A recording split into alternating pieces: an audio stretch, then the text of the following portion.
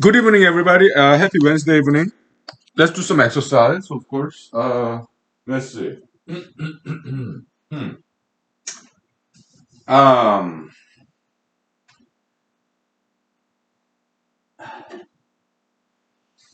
yeah, let's do leg exercises. Yeah, we rotate around all different parts of the body, right? So, yeah, leg exercises. Okay.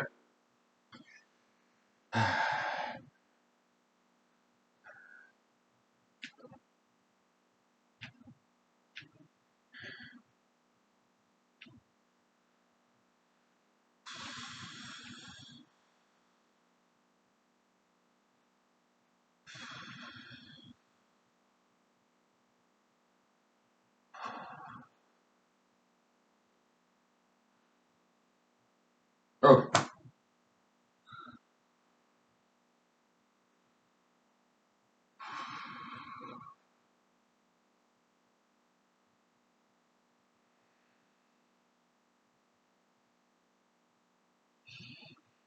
Hmm.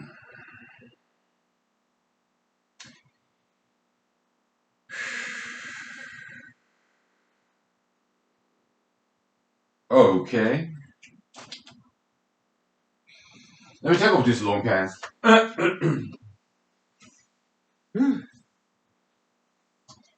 All right.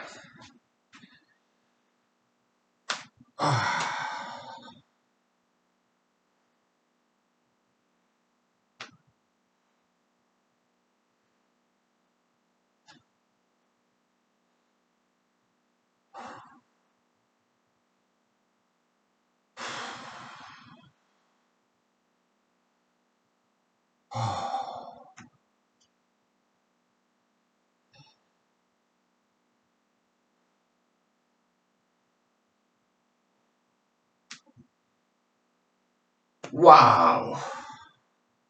Huh. One more round.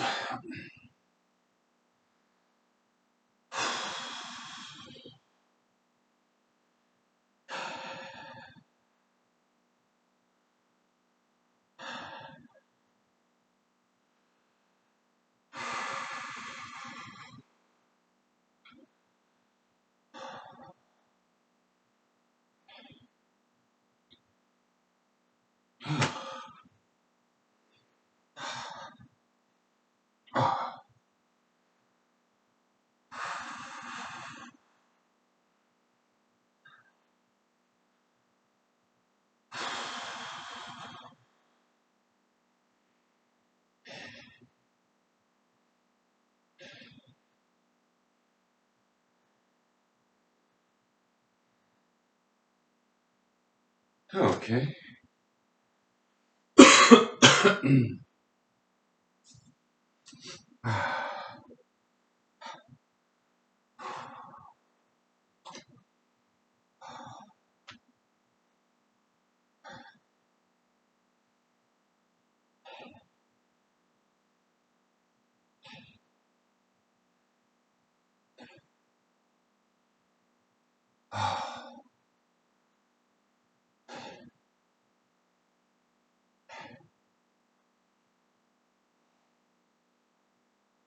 Okay. Whew. Yeah, that's a lot of exercise, huh? Okay. Well, martial arts. Yeah, sure.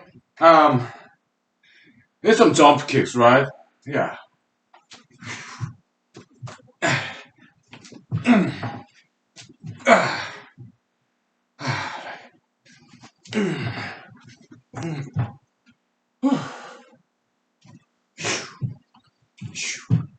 Yeah, that's that. Okay, let's take 5 minutes break, please.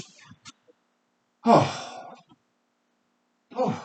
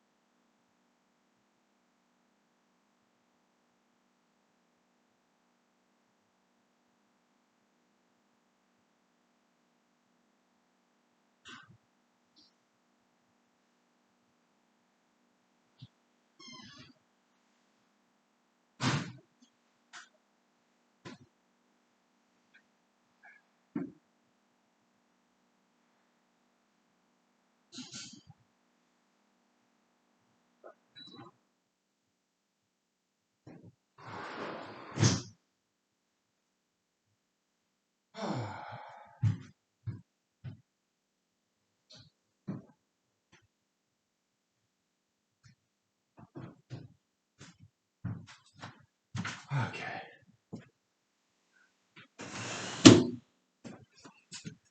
Yeah, good evening, everybody. Happy Wednesday evening.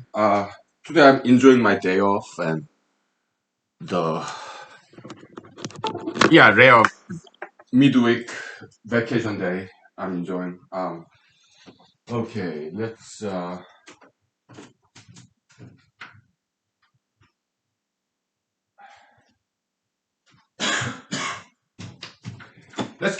grab some drinks and get the party started. So I've been reading this Mr. Michael Wolfe. I don't know how to pronounce his name. Yeah, the landslide that uh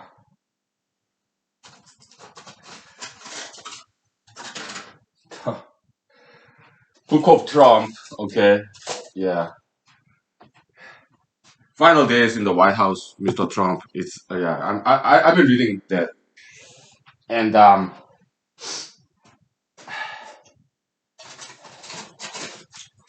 then I stopped reading because I got inspired by some of the number crunchers working for Mr. Trump, Mr. Oz, Polish American gentleman. Okay, so we'll do that. Okay, so let's see.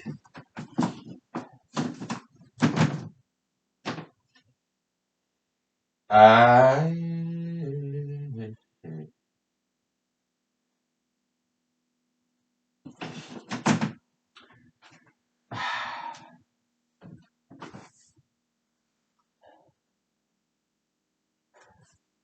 we just erase this. Okay. All right, it's all written down in my notes. So safety erase. Okay. So during that November of 2020 last year, as described in this book, the in the White House there were a lot of number crunchers to analyze this votes that coming in, right? So he prompted us a very interesting mathematical question. Okay, yeah, it's just arithmetic. It's not that fancy. It's just number crunching. Okay, so addition, subtraction, multiplication, division. That's pretty much it. Okay, arithmetic, but still very interesting. Okay, so as votes come in, results for losing candidate like Trump, yeah, it's point of no return. Okay, for winning candidate like Biden, it's a point of definite victory. Okay, for example, let's say the population in this island is 10 people. Okay, and you have candidate A and B. Okay,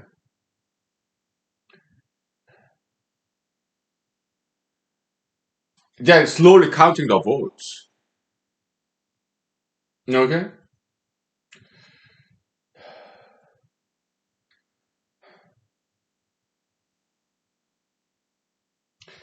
first scenario, they have counted 6 votes. Okay, and then they will 8 votes. Then they can stop counting. Why? Because there are 4 votes left. Even if it all goes to the B, B still loses. Huh? That's scenario number 1. Okay. Scenario number 2.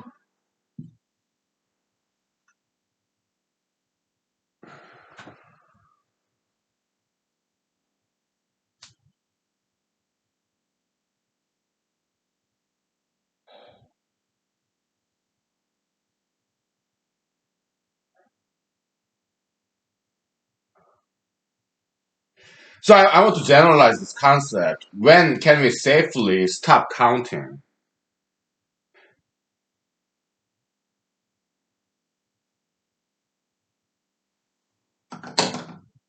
In a 2 candidate situation, this number, the total number of population, it doesn't matter at all. Okay, it can be 100, 1,000, because it all boils down to percentage.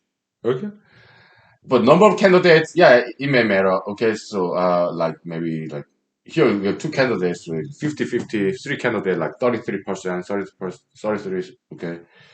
Uh, yeah, let's find some general mathematical formula for this, okay? Uh, Point of no return, basically. Okay, yeah. For both winning and losing candidates. Uh, yeah. So that's what Mr. Oz in the White House, the number cruncher for Trump campaign, he was doing. Okay, so that was very interesting. Okay, so okay, some more scenarios.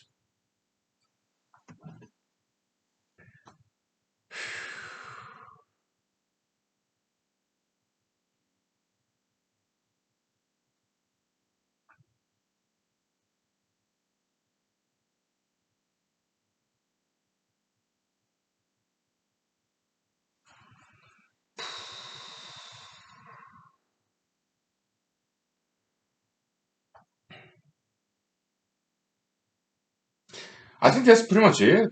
Yeah, simple majority. Like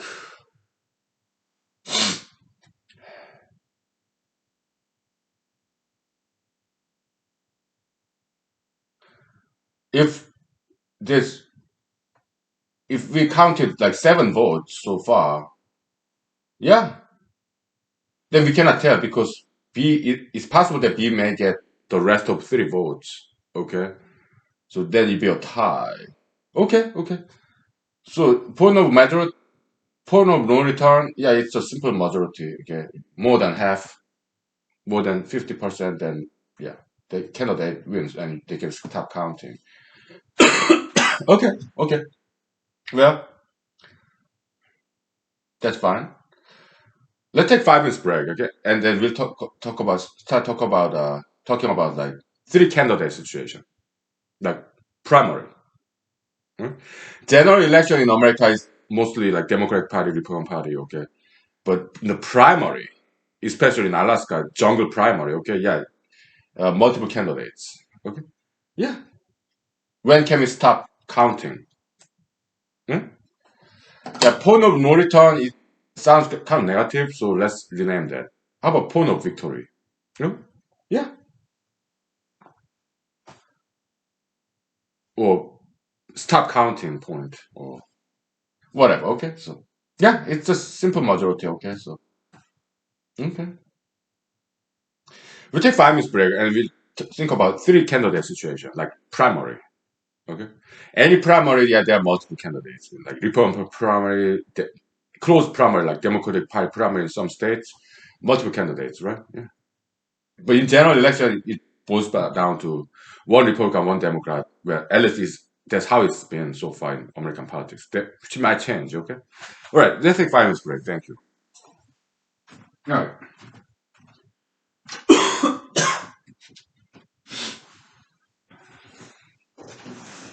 Yeah.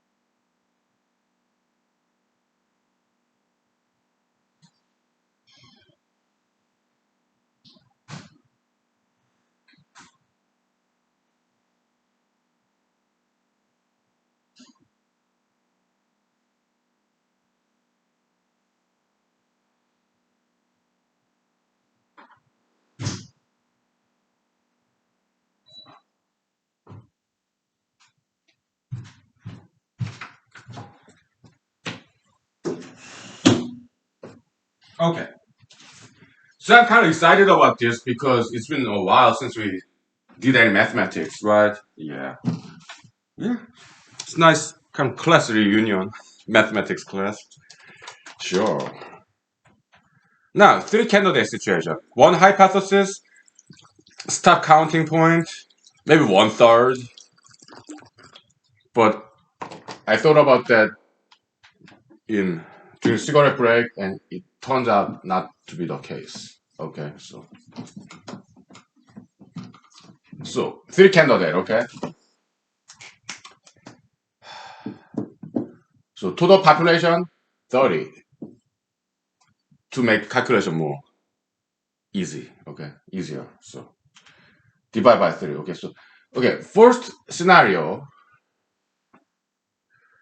Okay, one third. Let's say a candidate A got more than one third, like 11. Okay, then can we stop counting? No. Why? I, it's possible that candidate B can get 19 votes, right? So we cannot stop counting. Okay, then when can we stop counting? So no, candidate A cannot declare victory if although uh, A got more than one third, and there are three candidates. Okay, but still, candidate B can get 19 votes, so we cannot stop counting. So when can we stop counting? Stop counting point. I just know it's not 11. Okay, so I don't know yet. Okay, why don't you come up with a solution before I do? Okay, I give you like 1 minute. Okay, so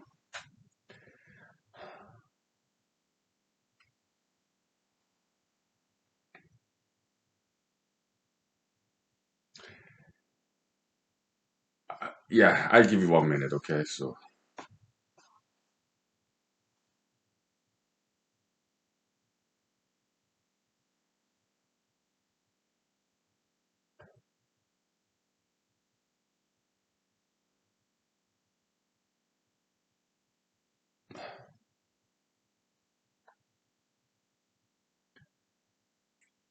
I think it's 16 again. It's simple majority. That's what I think because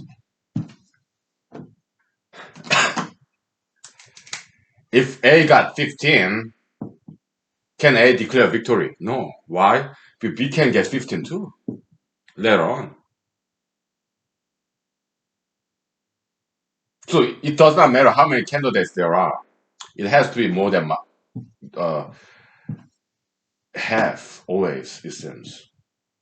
Then out of 30, 16 votes were counted, and that all goes to A. Then they can safely start counting. Why? Even if the rest of the votes, 14 goes to B, A still wins. Right?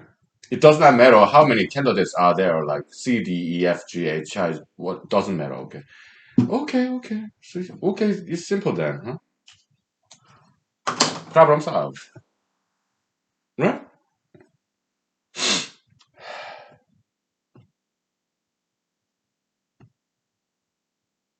Not quite, right? But what if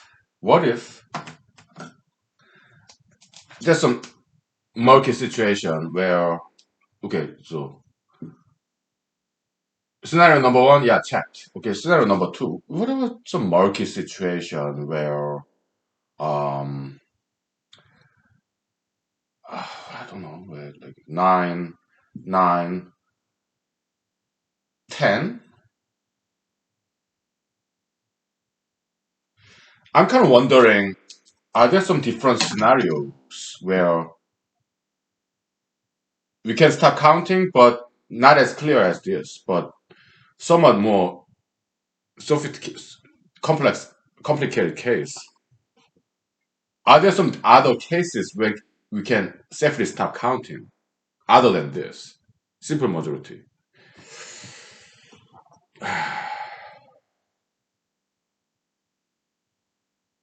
Let's think about this.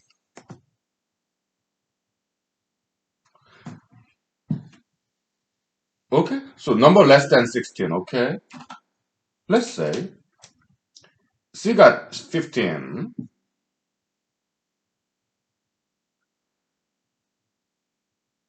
B got 10, A got 4. Well,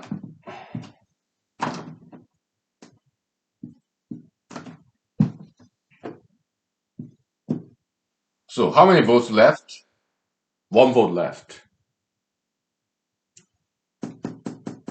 Can we safely stop counting in this scenario? Yes. Why? Because, yeah, C got less than 16, less than majority, less than 50%, 50%, less than 50%. But we can stop counting here. Why? That one vote that's uncounted, you can go here, you can go there, but C still wins. Right? Yeah. Can we come up with this kind of complex scenario when there are only two candidates? Like, there are total number of 10 votes, there are two candidates, A and B.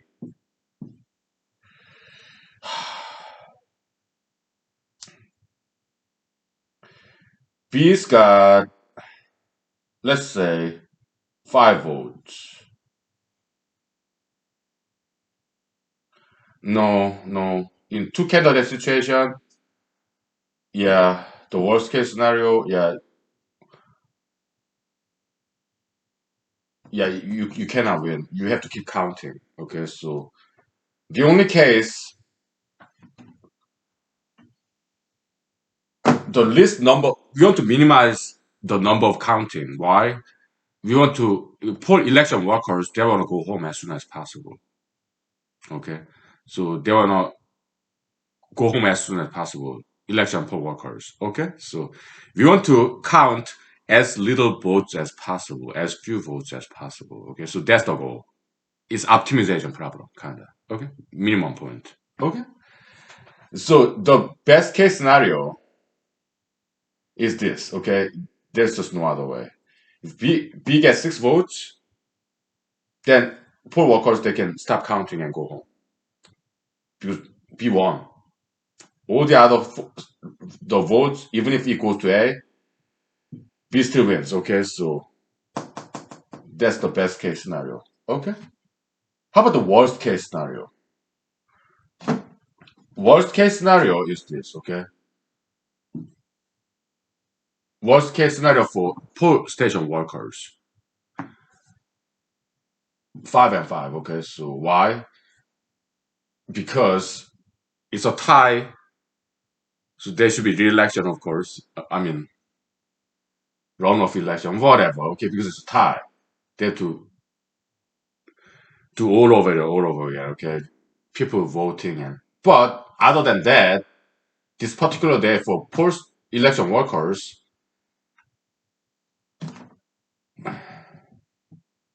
first 5 votes, yeah, counted toward B. Huh? Then the rest of the five votes, like 1, 2, 3, 4, 5. So they ended up counting every single vote, every single vote out of 10 votes. Okay, so they have to stay late. Okay, they cannot just stop counting and go home. Okay, so that's the worst case scenario. Okay, all 10 votes should be counted.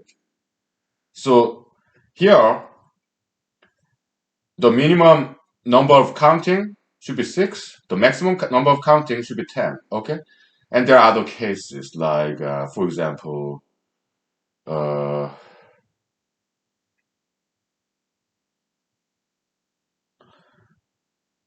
let's say fourth round, A got 1 vote, and later on, B got 6 votes. Then B has won. So how many votes were counted? 7 times. Okay. But minimum is 6, maximum is 10. How about 3 candidate situation? What's the minimum and maximum? Vote counting that's necessary. Okay. How interesting, huh? Yeah. After we make some more examples, okay, we can generalize in a situation where there are n number of candidates and come up with some mathematical formula. Okay, what is the minimum and maximum counting necessary to declare the winner? Okay, yeah. Let's take 5 minutes break, and we go ahead and take a closer look at this three candidate situation. Okay. All right. Thank you. Very interesting. Yeah.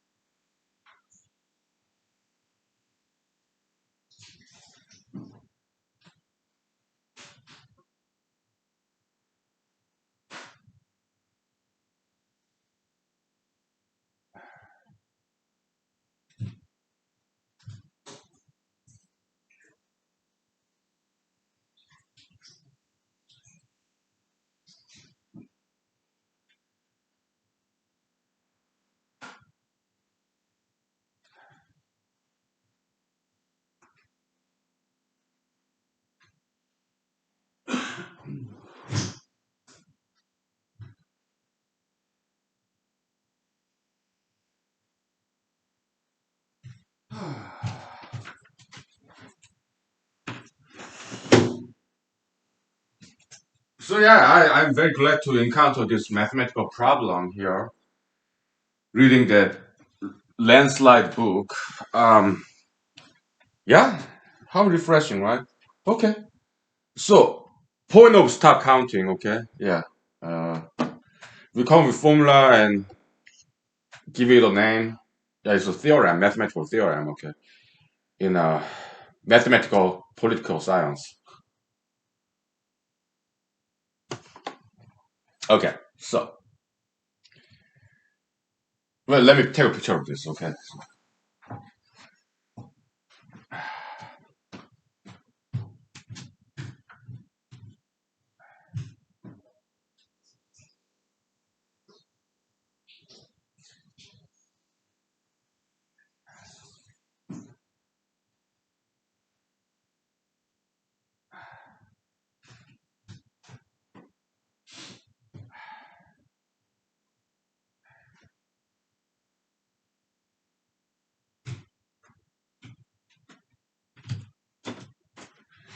Okay.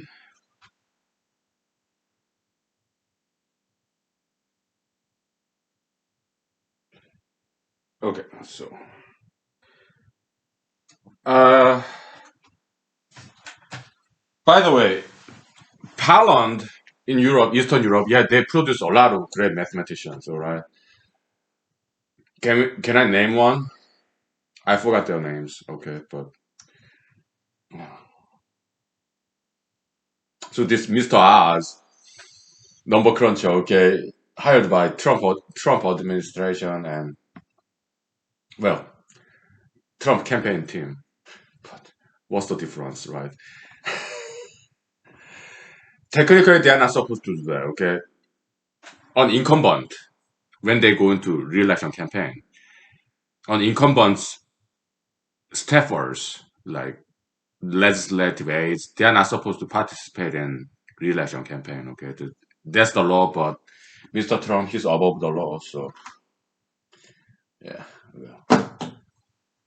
So so Mr. Oz he kind of mispredicted about Arizona. He thought they won the Arizona Trump. Okay, then so he calculated something wrong. Okay, Mr. Oz, yeah, well we understand because Mr. Trump being Trump as an employee of Trump, he tells his boss what he wants to hear, right? So that's understandable. But when they realized they lost Arizona, the rhetoric changed. Okay, so Mr. R said, we should win Arizona. So later on, yeah. But at first, other Trump people they were wondering, what does he mean when he said we should win? Then later on, it became clear, right? Yeah, the big lie. They spun off this story, alternative universe, where Democrats stole the election from Trump. Okay, so strange drama, comedy in the highest level on planet Earth, the White House.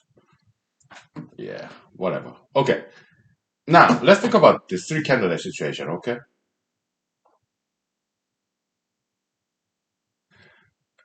we can stop counting here. Okay, minimum. Okay, at the minimum,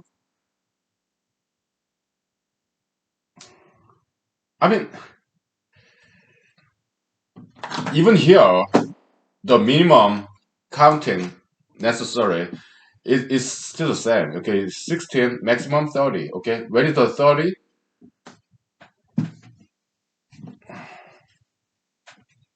The worst case scenario for polling station workers, pollsters.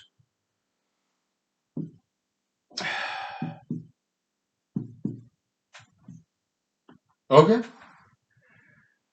they cannot start counting here. Why? Because the last vote, it can go here and B can win. It can go here, A can win, or it can go here. Then it will be a three-way tie.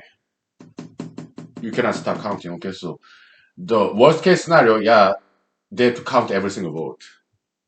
Okay, the best case scenario, yeah, 16 votes. They can go home. A1.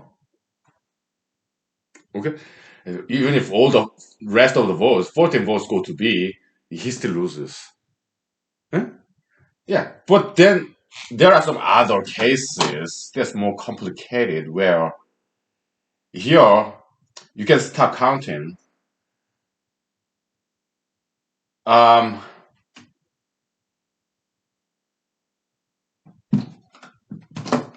to make it more interesting.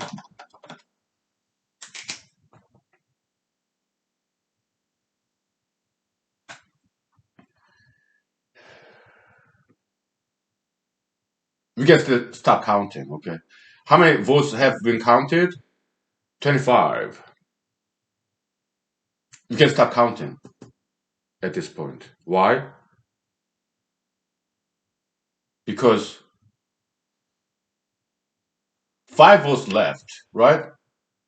Even if it all goes to B, B has like 11 votes, so C still wins. Okay? Okay. I mean, even two candidate situation, okay? We want this example to be as simple as possible, okay? If A get 3 votes, B get 5 votes. Oh, we cannot start counting, okay? Aye.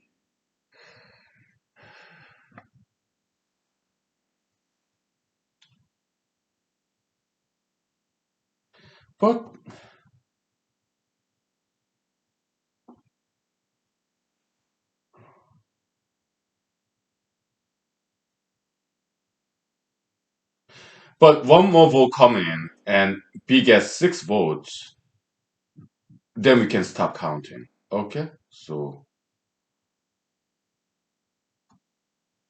yeah.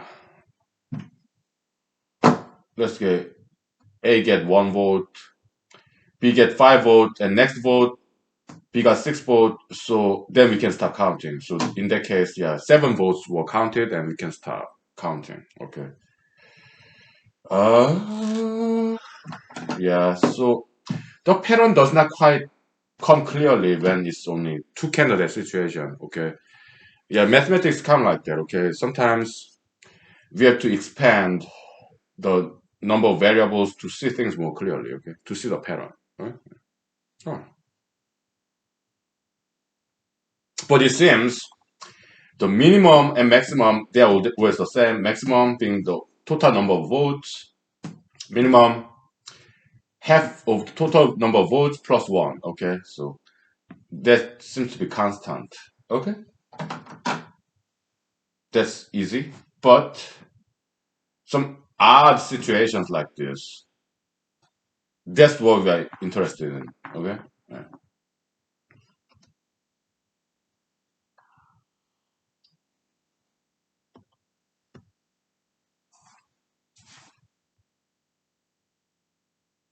Let's come up with a mathematical formula. Okay. Yeah. So the uncounted votes, the unknown votes, the votes that we haven't counted yet, huh? We give it variable name R for like rest, the rest of the votes. Okay. Uncounted votes. Maybe U. Okay. Uncounted votes.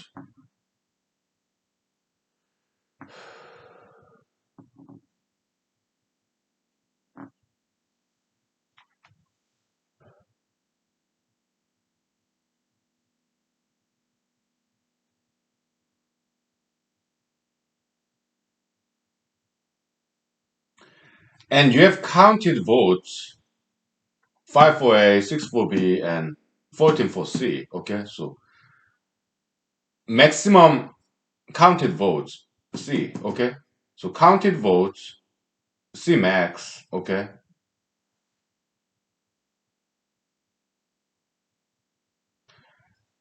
maybe some inequality involved.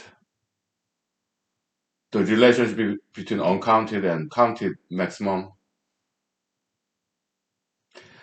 We just call it maximum M. Okay, so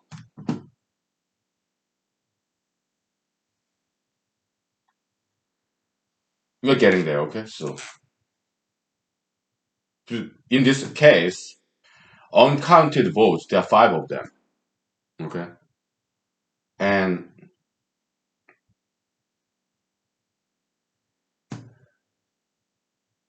even if that 5 votes go to other candidates other than this maximum candidate, maximum candidate still wins. Okay, so we'll take 5 minutes break. Okay, and then yeah, why don't you think about this if you want to? Okay, and come with formula or inequality before I do.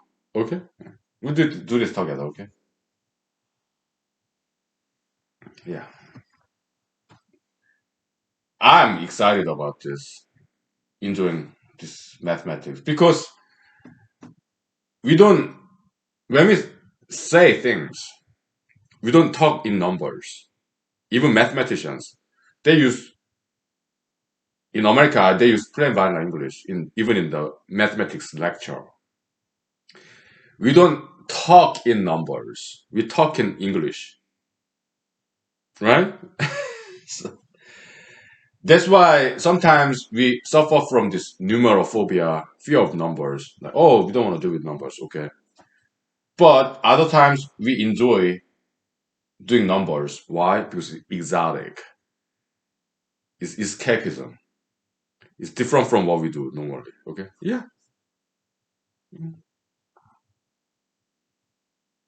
When we are in low energy, yeah, we want to stay with those things that's familiar with us. But when we are in high energy, yeah, we want to venture out, and try something exotic like mathematics. Okay, I'm in high energy now because today is my day off, vacation day. I've been sleeping, eating. Okay, so okay. Let's take 5 minutes break, please. Okay, thank you. Yeah.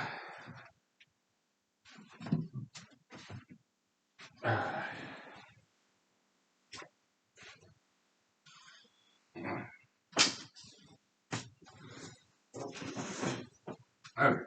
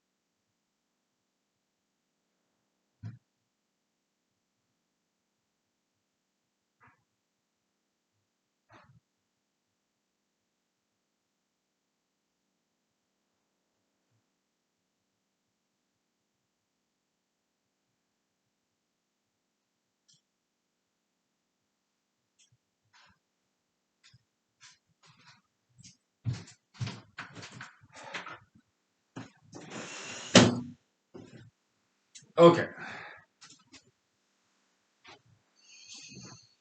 Whew. I mean, This is plain vanilla arithmetic. It's just you're not using any fancy calculus or anything. There's no differential equation. No, well, not even prime numbers or anything like that. It's just arithmetic problem, just addition, subtraction. So far, yeah, some division, multiplication, but it's still quite challenging a problem to me, at least. Okay, I don't know about you. Okay, but maybe your mathematics is better than mine. Okay, but kudos to you. Okay, yeah.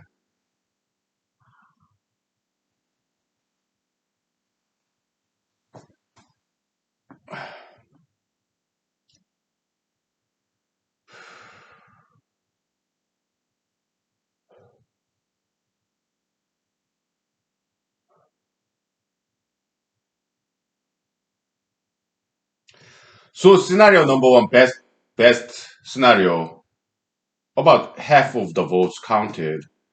After that, pollsters can go home. Okay. Worst case scenario, they have to count every single vote. Pollsters they have to stay late. We know that, but in the middle, that's where more it gets more icky or challenging or interesting. Okay, because and we want to find mathematical formula for that. When can we stop counting? Okay, here we can stop counting. With five votes left, and well, you have candidate who has maximum, okay, and candidate who have a penultimum, like second best, okay. Well, candidate one, number one, so far, C, okay. Candidate number two, the runner-up, the second best, that's B, okay.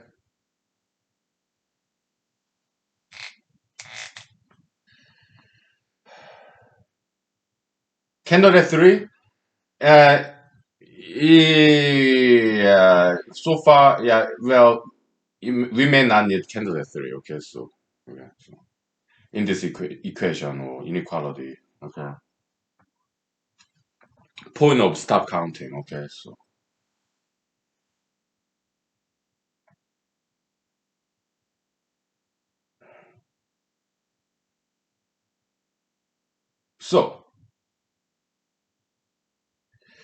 it seems if uncounted votes plus second best is less than the first candidate, then we can stop counting. We got it. I think that's what it is.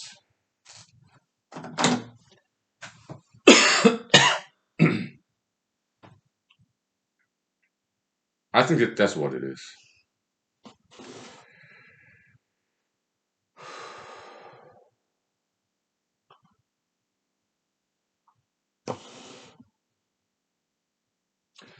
Let me open the window, okay? It's kind of getting hot, so.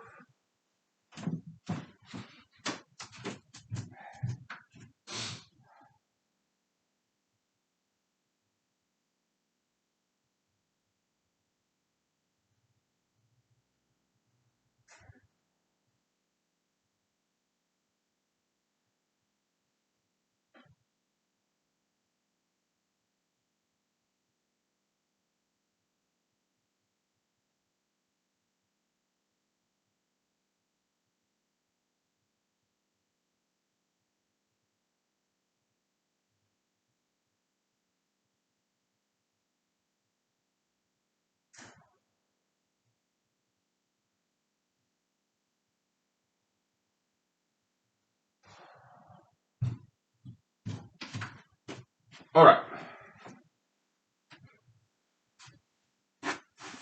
Okay.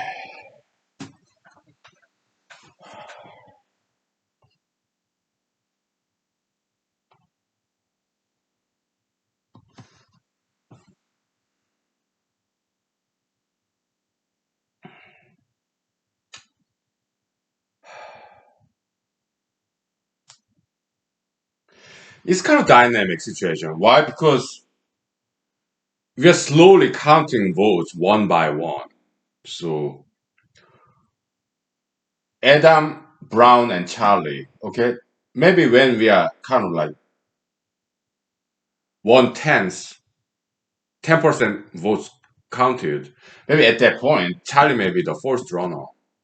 But as we count more votes, they can change. Maybe Brown becomes first runner later on as more votes comes in. Okay? Yeah. Why? Because, for example, California. San Diego, California, and Orange County, California, they tend to be more Republican and conservative. Okay, but other towns in California, like Los Angeles, San Francisco, they tend to be more liberal, Democratic Party. Okay, so it depends on the counties or cities. Okay?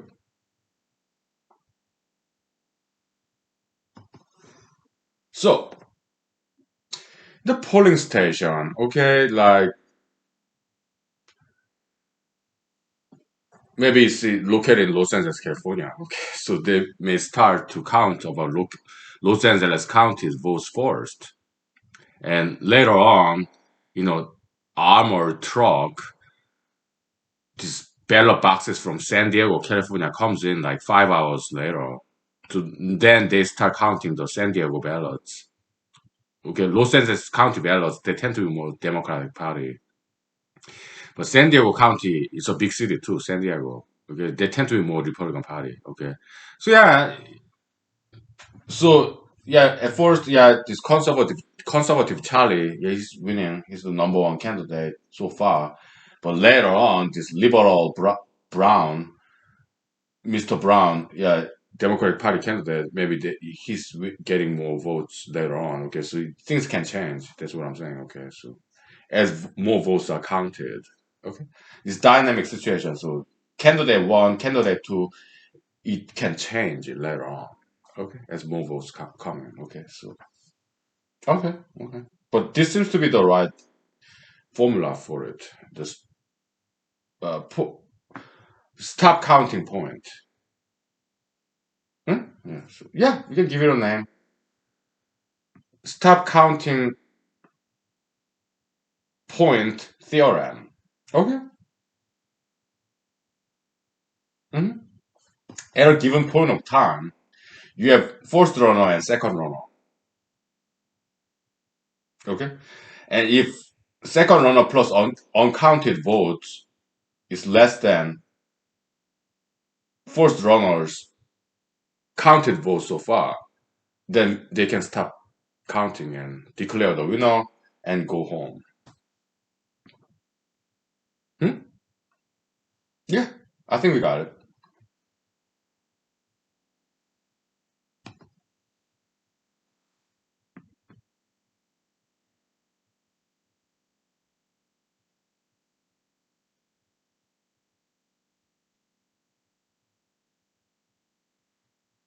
Let's take 5 minutes break, okay, and let's examine this more closely, okay. But I think we got it though, okay. So I'm gonna take a picture of this and we take 5 minutes break, okay. Thank you. How interesting. Uh,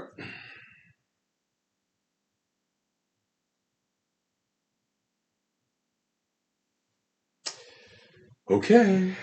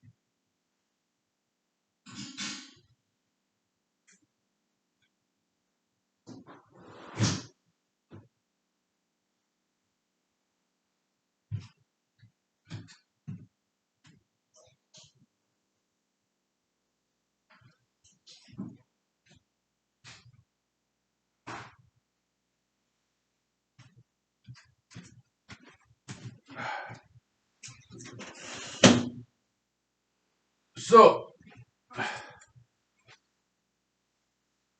kind of look pretty outside.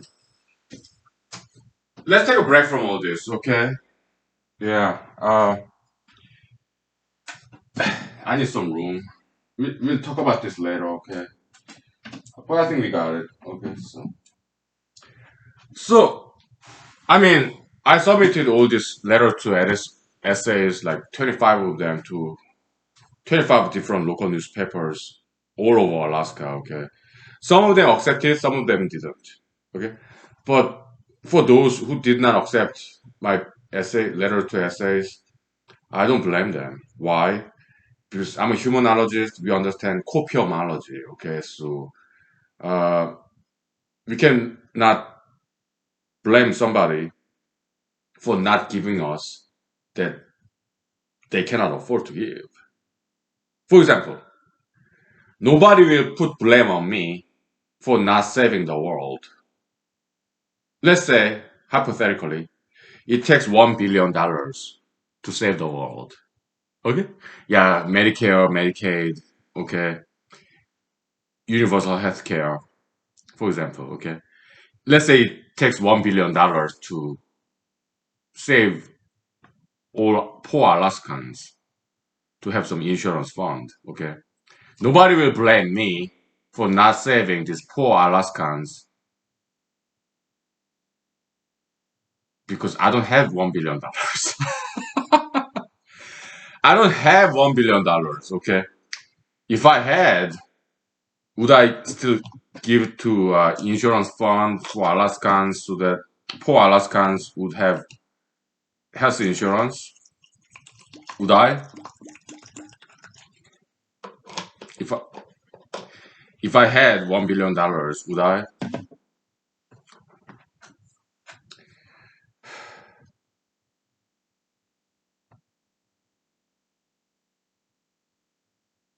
I might, but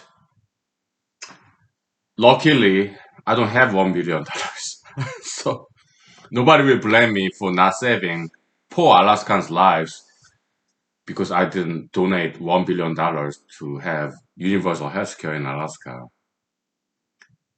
because I don't have $1 billion. Okay, so analogically speaking, in copiomology, okay, yeah, some small town, obscure small town, Alaska, the newspapers maybe they cannot afford to publish my letters to essays to them. Why? Maybe it's too risky. Yeah, because my essays they tend to be very, very controversial. Okay, and piquant, spicy.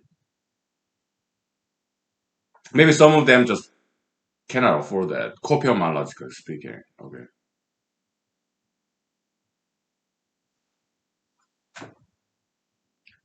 I understand that. Okay, so I don't blame them. Not at all. Okay. It's also their freedom too. Okay, so I just put it in my campaign website. All those unpublished letters to essays. Okay, no problem. Because the Alaska Division of Election, fantastic people, true professionals. Okay, I met some of them. Yeah, they're great. Okay, so yeah, they have this list of registered candidates. Okay, and they put this website address, their campaign website. Okay, that's very very nice of them. Okay, yeah, great professionals, state government employees. Okay? Good leadership, good commissioners, directors of divisions and departments, and employees, computer programmers and decision makers. Great. Okay. Yeah. So they decide to put candidates campaign websites. Yeah. I'm one of candidates who have this campaign websites. Okay. So yeah, people can maybe curious who are some other candidates. Okay. And they can click on my website link. Right? Yeah. There are all these unpublished, like 20 some essays to like letters to editors. It's already there. Mm.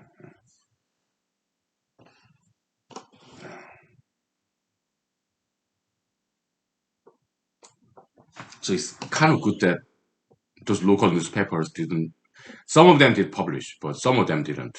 It's good that there are some other local newspapers in Alaska that did not publish by letters to essays. Why? Because they didn't go to waste. They went to campaign websites so that people can read it. Okay, so things happen for good reasons. Okay, I believe God is in control. Okay, I believe God is good. Okay, yeah, and I believe God is helping me out. Let's take 5 minutes break. Okay, I need some vocal rest. Okay, yeah. Okay, we may get back to that. Uh, stop counting point theorem. Okay, so we might. All right. Or we may talk about something else. We may get back to this later, like tomorrow. Okay, we'll see. Oh, we got something achieved there. So pat on the back, right? Yeah. Congratulations to us. Okay, thank you.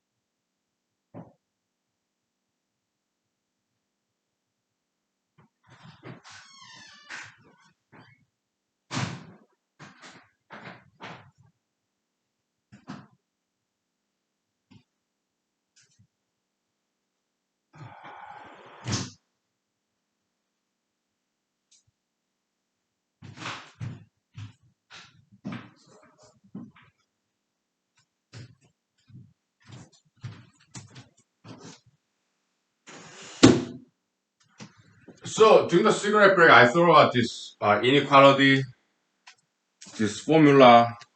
I think it's correct. Okay, so we can stop there. All right, we got it. It didn't take us very long, did it? Just about 1 hour. All right, yeah. And we got this nice mathematical theorem in political science, applied mathematics, right? Yeah. Stop counting points theorem. Okay, yeah. Let me write that down. Okay.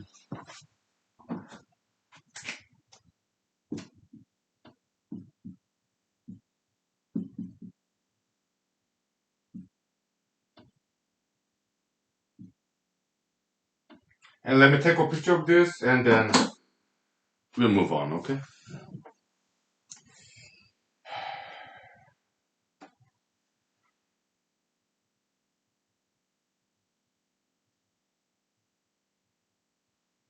Good. So when I was running for Alaska State Senate last year, 2020. Actually, I ran for another election, okay, U.S. presidential election. So, uh, I lost twice last year. Okay, Alaska State Senate election, I lost. U.S. presidential election, I lost last year. Okay, Alaska State Senate election, I lost in August in the Republican primary. U.S. presidential election, I lost in November. Okay, so me running for U.S. Senate from Alaska is my third election. Some say, yeah, third time is charm, so maybe I'll win next year. I don't know. We'll see. But last year when I ran for Alaska State Senate, okay, it was very friendly campaign. Okay, other candidates and me, we are very friends. We see each other all the time in political meetings. Okay, the Alaska Republican primary, for Alaska State Senate election. Okay, last year until August. Okay, yeah. So some other candidates commented that, yeah, you know what? Yeah, politics is the winning candidate. It's not about successful politician. It's not about giving out ability to give out good speeches. Okay, it's about how you vote as a legislator. Yeah, I kind of understand what they were saying. It was some comments from incumbents. Okay, yeah, as a legislator, bipartisanship. Okay, so caucuses, and then yeah, you study what other legislators came up with in this bill, proposed legislation, okay? And depending on how you vote for other legislators, yeah, they may vote for your own legislation, bill, feel good bill, or real bill, or proposed legislation, okay? Yeah, yeah, I get it, okay? But in camp, let's make it more general. Okay, so that's a very good point. Alaskan politicians, some of them very smart. Okay, yeah. So I learn from them. Okay, yeah. Let's generalize this. Okay, so but that's once you become legislator, you vote for other legislators' bills so that they would vote for your own bill, right? I get it. Okay, but when it comes to election, to transfer that knowledge to generalize it in election campaign context. I guess it depends who wins the vote, who become the politician, elected official in public office. I guess it does not depend on how good speaker, how good you are at speech, but maybe it depends on your vote to ideologies.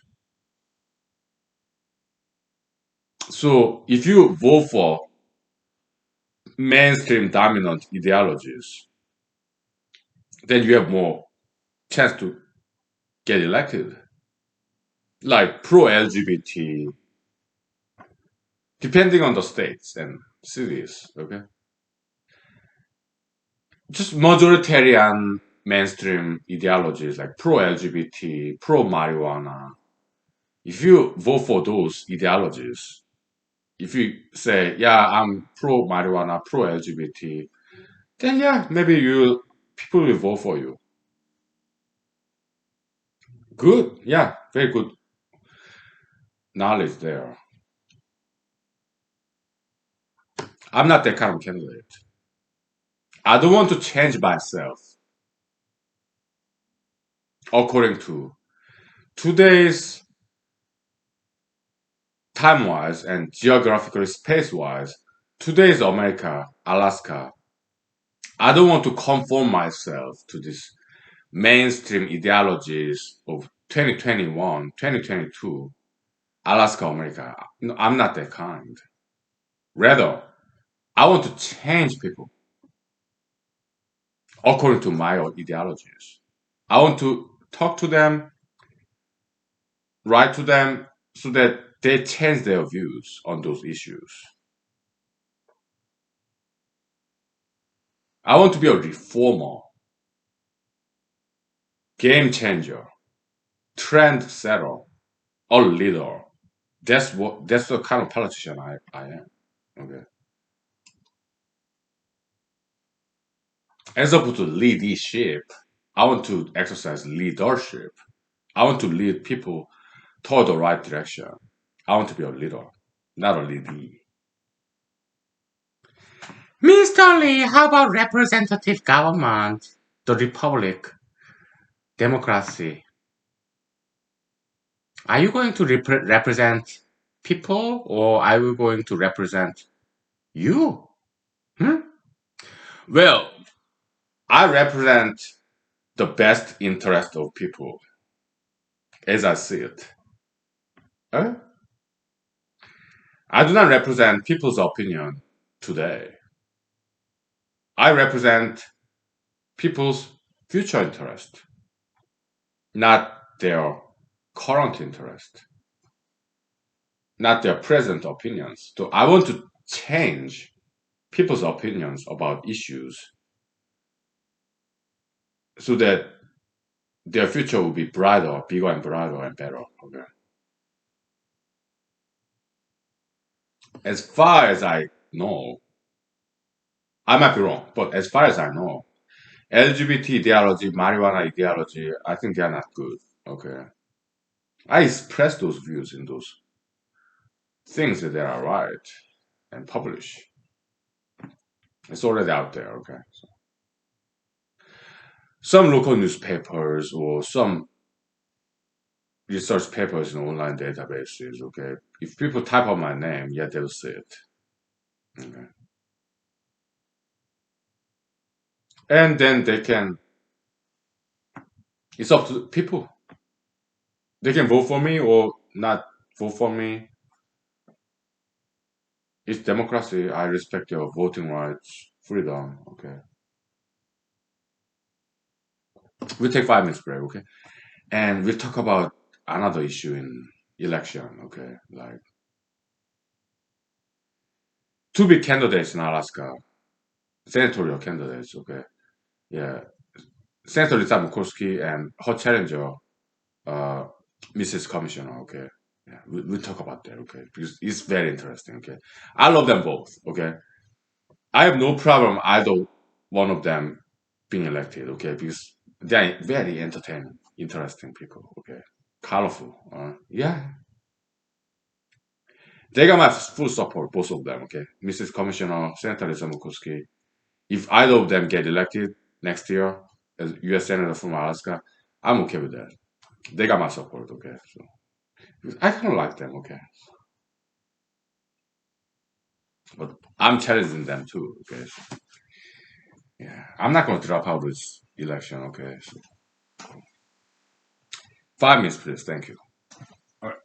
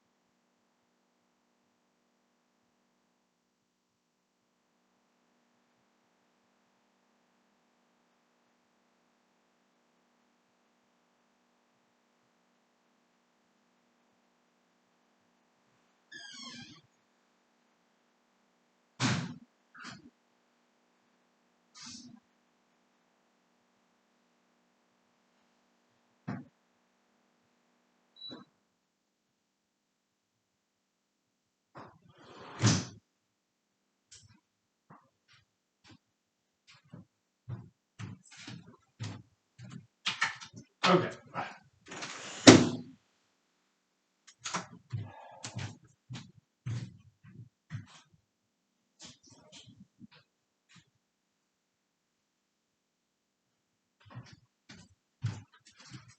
So the state of Alaska is very interesting case where it's the biggest state by size, but the least population density. Okay, it's extremes, right? Yeah, two extremes. So state of Alaska have this political tradition where they vote for incumbents. Why? Like Senate Congressman Dan Young and Senator Ted Stevens, very long years of serving in Alaska to represent Alaska in the Washington D.C. Because as Alaskans are very smart people, okay, so because incumbents, okay, as they get voted again and again and again for decades, they get they accumulate the seniority in Washington D.C. Yeah, U.S. Congress, so that Alaska the least population density, but still it has some voice, sizable voice as a because it's being represented by senior members in Congress, congressman or senator. Okay, so Alaskans tend to vote for the incumbents. Okay, yeah, that's Alaskan political tradition there. Okay. Because if they get reelected for decades, then they accumulate their seniority in Congress, more clout, more influence. I get it. Okay, I understand politics. Yeah, because I'm a political scientist, amateur, but still, nonetheless. So yeah, but Senator Ted Stevens, he got involved in some kind of political scandal. Okay, yeah, some embezzlement, unjust enrichment. Okay, there's some scandals. That's why he got voted out. Okay, so things happens. Okay, so whatever. So, uh, Senator Lisa Murkowski, yeah, she accumulated over 2 decades this clout, power in Congress, influence, seniority. Okay, so many people think that she'll be reelected. She might be. I have no problem with that. But some other Alaskans, they say anyone but Murkowski. We don't like her, so we are okay with anybody but her. Okay. Some Alaskans express their views like that. Okay. Anyone but Murkowski. Okay. Yeah. So if that's the case, then they will have to select one candidate who get all the other votes because if this anti-Murkowski votes are evenly distributed, some votes for me, some votes for Dr. Egros, some votes for Mr. Joe Miller, and some votes for Mrs. Commissioner, then they cannot defeat incumbent Senator Lisa Murkowski in the next election because other anti-Murkowski votes are too evenly distributed to 10 other candidates. Hmm? That's why some political activists discouraged me from running for US Senate next year. I understand that because they are kind of anti-Murkowski people, okay? So they do not want me to steal votes from their prime candidate, Mrs. Commissioner. They do not want to distribute anti-Murkowski votes. So that's why some of Alaskan political activists strongly discourage me from running. because they don't want me to take away some of the anti-Lisa Murkowski votes away from Mrs. Commissioner. Okay, I understand that. Okay,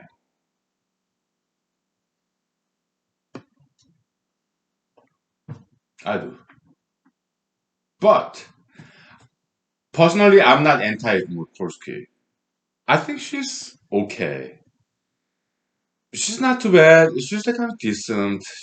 In my opinion, she's kind of mediocre, but maybe above average. She's not too bad. Okay, so she's okay candidate. I mean, okay politician in my opinion. Okay, I have no problem. She Senator Lisa Murkowski getting reelected. No, I'm okay with that. Okay, she's okay. She's anti-abortion. I no no. She's not pro-abortion, but she's pro-choice. Okay, just like me. Okay, and she is anti-Trump when it comes to politics, just like me. Okay, yeah. So there are things I agree with Senator Lisa Murkowski. Okay, but she's anti-Pebble. I'm pro-Pebble. I disagree. She's pro-LGBT. I'm anti-LGBT. Okay, so there I disagree with that. Okay, so everybody disagrees and agrees depending on the issues. Everybody different. Everyone has some commonality. Okay, people are people. There's some issues that we agree with, we disagree with. Okay, yeah, it's like that. Okay, it's mixed. Okay, how Mrs. Commissioner? She's 100% Republican, so I have a lot of common denominator with Mrs. Commissioner. Okay, yeah, she's pro-gun, so am I. She's anti-LGBT, so am I.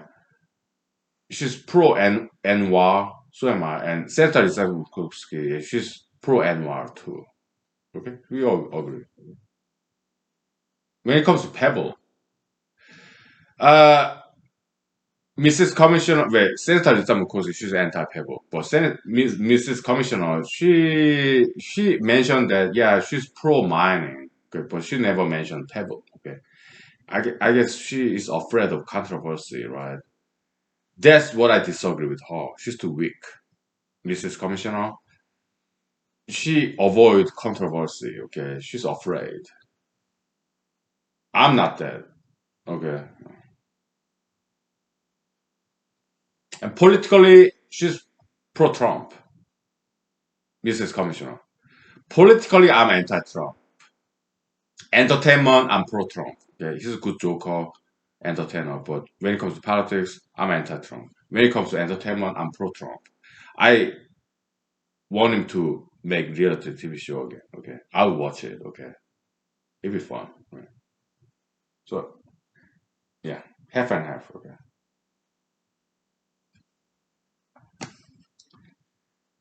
And also, Mrs. Commissioner, I think she's dishonest.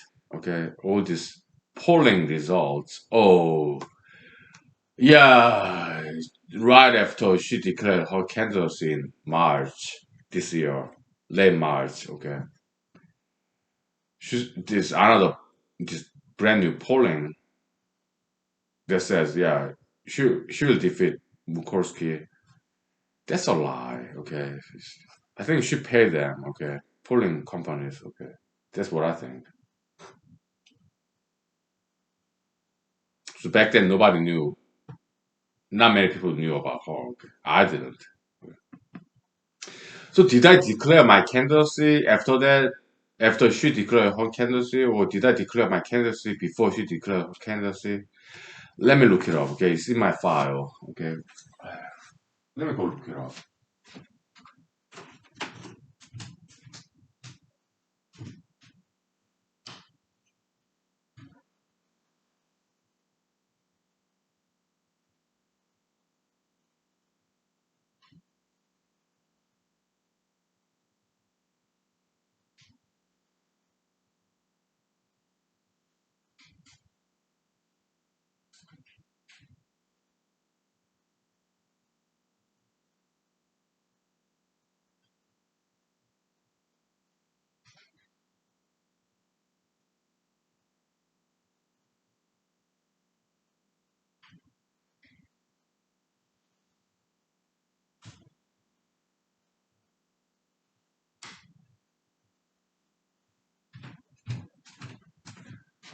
Okay, I declared my candidacy in April 7. Okay, so but did I knew about this declaration of candidacy by Mrs. Commissioner that happened in like late March? I don't think so. I don't think so. So I guess she declared her candidacy before I did. But when I declared my candidacy April 7th, did I knew about Mrs. Commissioner's declaration of candidacy? I don't think so. Okay. So my declaration of candidacy happened after Mrs. Commissioner's announcement of declaration of candidacy. Okay. But from what I recall, I knew nothing about her back then. Okay. Then why did I declare my candidacy in April 7th, 2021?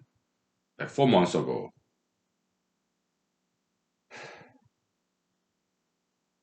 I guess I was bored. I wanted some excitement. Okay. hmm about a month later, yeah, I learned about this lady, Mrs. Commissioner. Okay. But no, my declaration of candidacy was not motivated or influenced by her declaration of candidacy. Okay. By the way, Senator Lisa Murkowski and Mrs. Commissioner, they did not file formal declaration of candidacy with state of Alaska yet. I think they did declare their candidacy with Federal Election Commission. I looked it up. Okay, they did with federal government, but not state government yet. Okay, I don't know why. Whatever. But for me, I already filed my declaration of candidacy with state government first, and then federal government. I'm fully registered candidate, state level, federal level.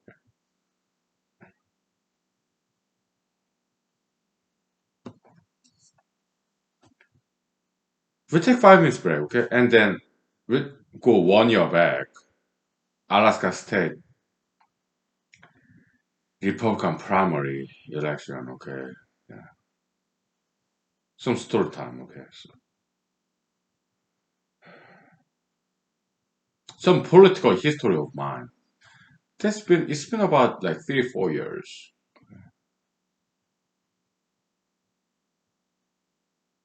We'll talk about that, okay. 5 minutes, please. Thank you. All right.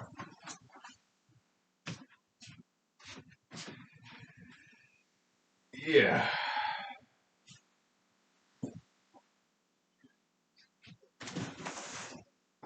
All right.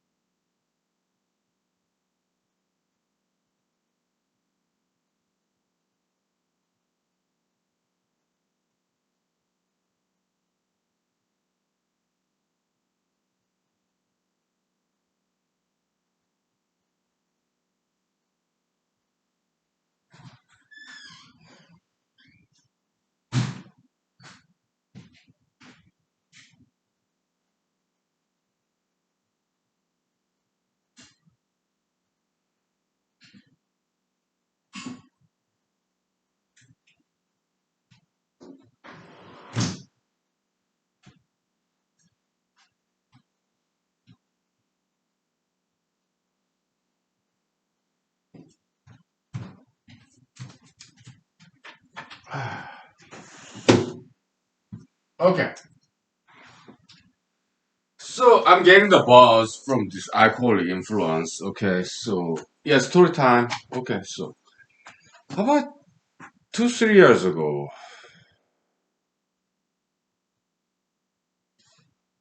2019. Okay, yeah, I'm ambitious person, so yeah, I'm gonna run for president because President Trump. I did vote for him 2016, but I was not satisfied with his performance. I think I can do better. I thought I can do better. I still do. And I was thinking about running for president 2019. Okay.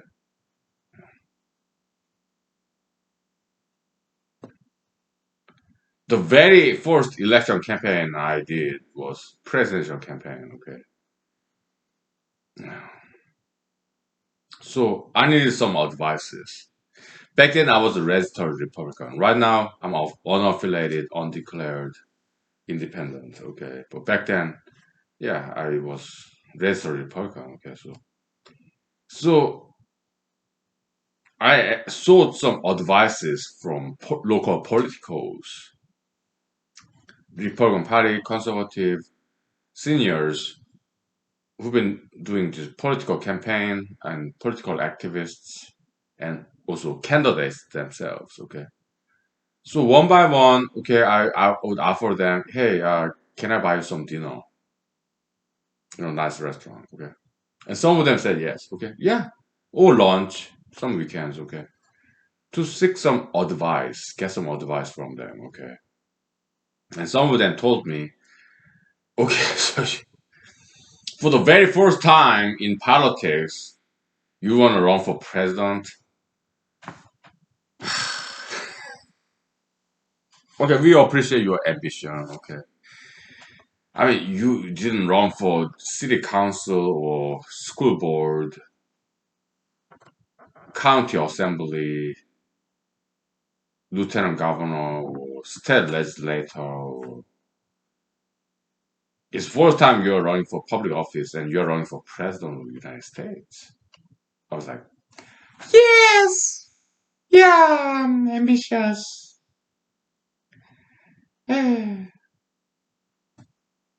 Okay, son, yeah, if you're gonna run for something, at least get registered. Learn about election laws, okay?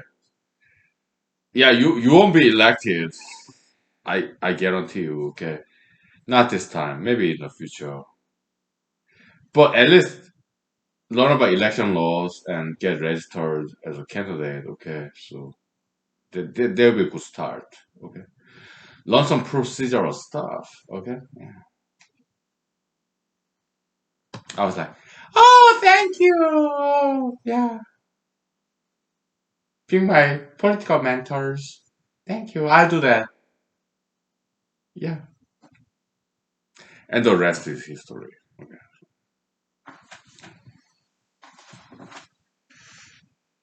Yeah. Yeah. When I was in South Korea, okay, my father is economics professor, okay, and he has other professors, friends.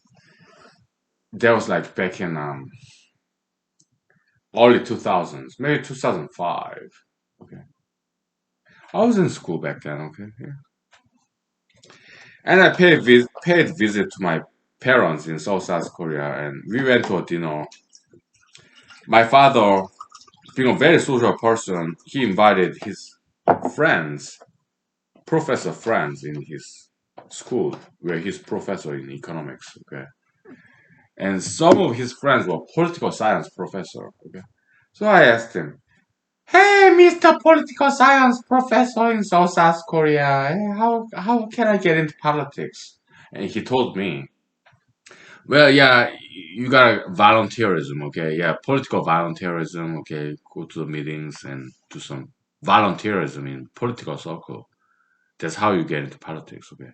I was like, oh, thank you, Mr. Political Science Professor in South Korea, my father's friend. Thank you, okay? Then I did that, okay? Yeah. Kind of like 20 years later, yeah.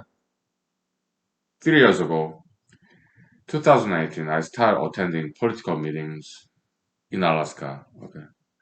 City level, county level, when in Alaska we call it borough, okay? Then met some people shaking hands, listening to them, telling my stories, and then they invited me to other activist groups in Alaska, okay? Yeah, I attended. It's mostly conservative. I live in Matsu Valley. Matsu Valley is more conservative. Okay, so we're like 1 hour and a half north of Anchorage, Alaska. Anchorage is more liberal, more Democratic Party. Okay, Matsu Valley, that's more conservative. Okay, so I love both parties. Okay, I have mentors from Democratic parties, Republican parties. Okay, independents, all of them. Okay, so yeah, I started attending the political meetings, help them moving out these furnitures, collecting the trash. Yeah, I did. In return, I got their advices. Men, women, political activists in Matsu Valley, okay? They gave me very valuable political wisdoms and knowledge, advices, okay? I really cherish the experience, okay? Also Democrats too, okay? Good people. Yeah, yeah. Very smart people. Yeah?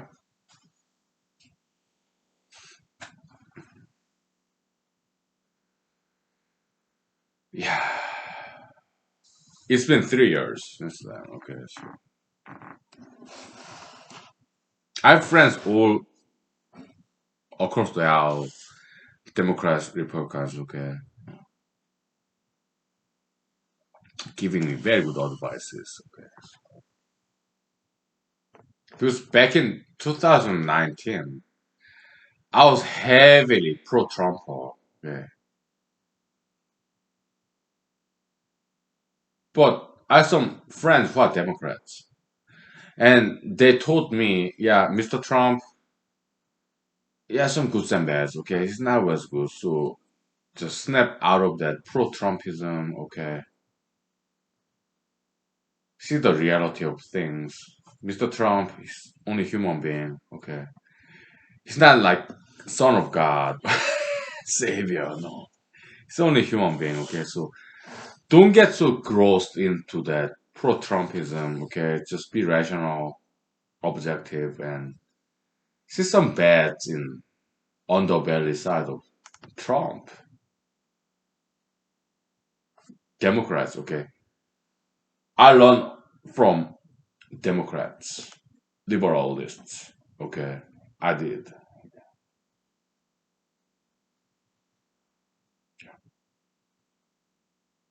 So yeah, I'm independent now. I love both Democrats and Republicans, liberalists and conservatives. Okay, yeah, I'm mixed politically, very mixed.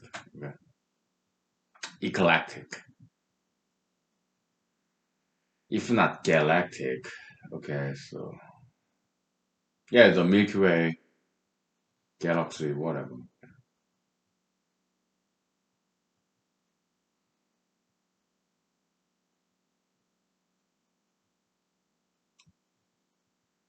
Yeah.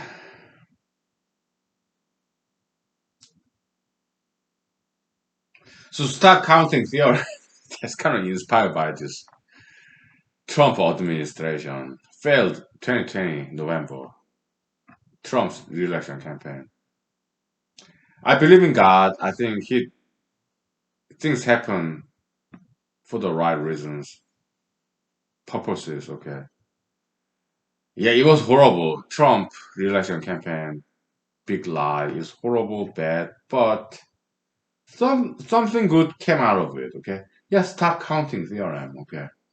When can we stop counting? When can let these postal employees in polling station? When can we let them go and stop counting? Okay. So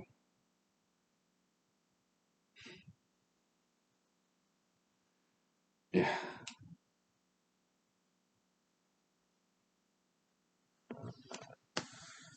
I think he lost fair and square, Mr. Trump. Okay, but I really enjoy reading about his final days in the White House. Okay, yeah, the landslide. He said his landslide victory, but it turned out to be his landslide defeat. Okay. And the rest is history, right? Yeah. But something good came out of that. Yeah, stop counting theorem. At some point, Mr. Trump said, "Yeah, stop counting because we are winning so far. Stop counting all the mail-in ballots that come out later. Yeah, they're so fraud. Okay, what a character, Mr. Trump. What a clown, right?" So after this episode, I'm gonna do some image search. Trump cartoon. Okay, yeah, some editorial cartoonists of which of whom I'm a huge fan. Okay, yeah. What are some latest Trump joke, Trump memes, Trump cartoons by editorial cartoonists? I'm a huge fan. Okay, yeah. Okay. Yeah, long live the king, Mr. Trump. I want him to stay relevant. I want to see him again on TV, but not in the White House though. Put him in some reality TV shows. Okay. He's entertaining. Okay. Mr. Trump. Yeah, long live the king. Okay. He's entertaining. Okay. Yeah. But I don't think he's good at politics though. But he's good at entertainment. Okay. Yeah. We take 5 minutes break, please. Okay. Yeah. Okay.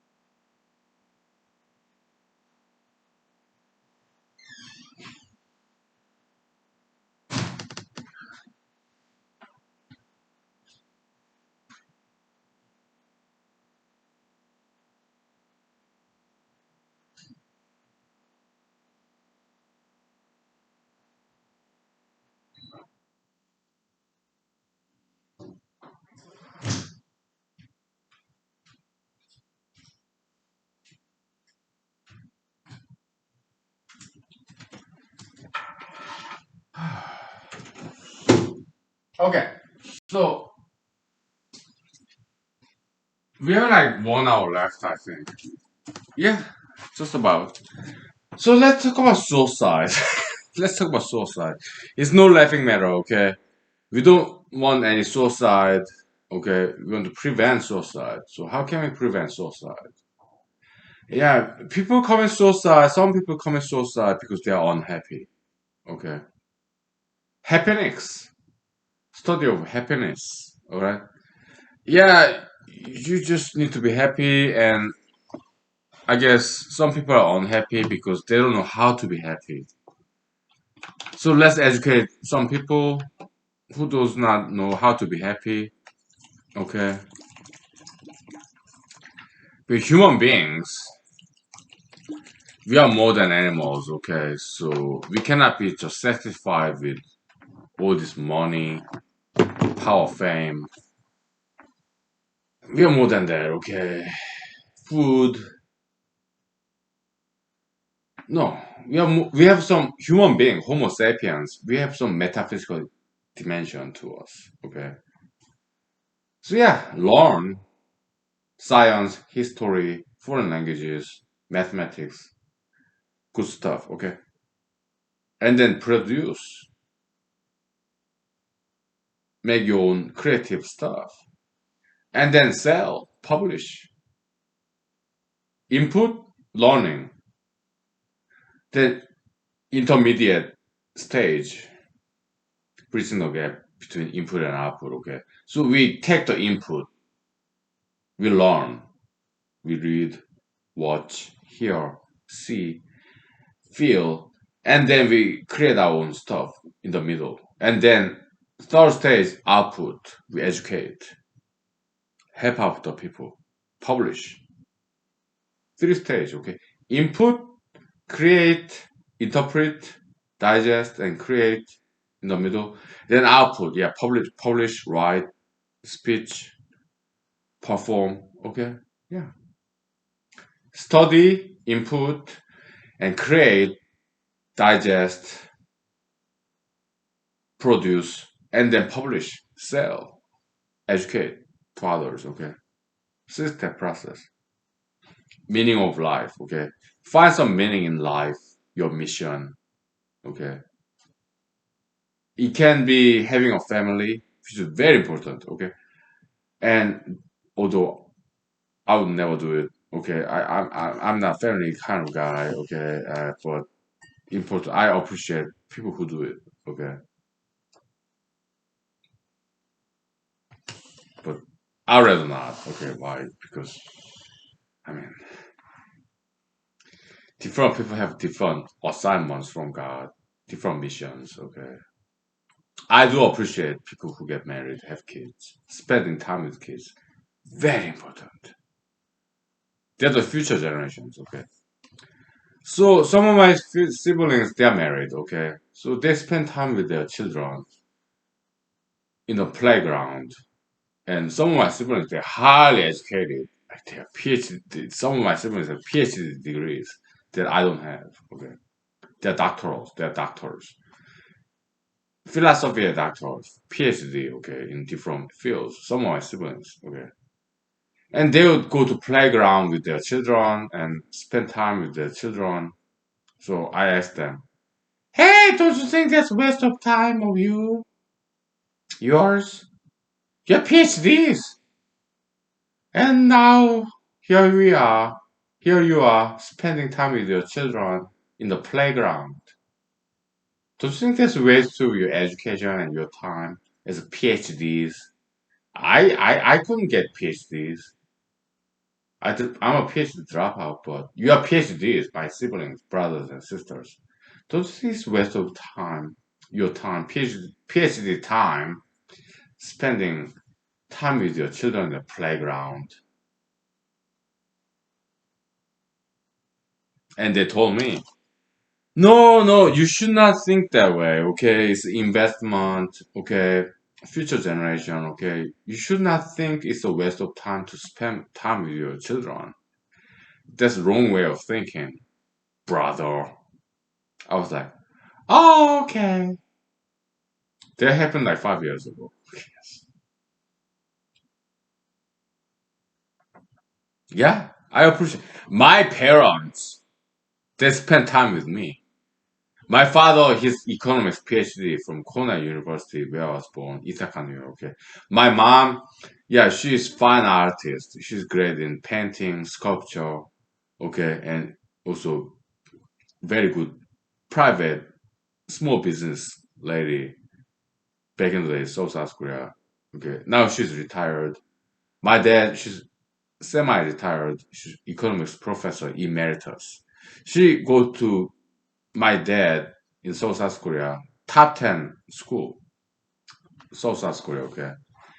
He go to school to give out lectures like one credit seminar class like once a week because he's in his 70s and so is my mom. They're in their 70s, okay. But yeah, but 30 years ago, when I was a child in South Korea, they would spend time with me. They have both have jobs, okay. Before my dad become professor in economics in top 10 university in South Korea, he was a governmental employee in South Korea, okay. Researcher. Some South Korean governmental agency, South Korea, back in 1980s. It's called KDI, Korea's Development Institution, something like that, okay. It's all about economics, okay. Economic policies, okay. I remember vividly, okay. KDR, Korea Development Institute, something like that, is South Korean governmental research institution. Okay, good buildings, right? My father's friends, they were there too. Okay? They were economics PhDs. Okay,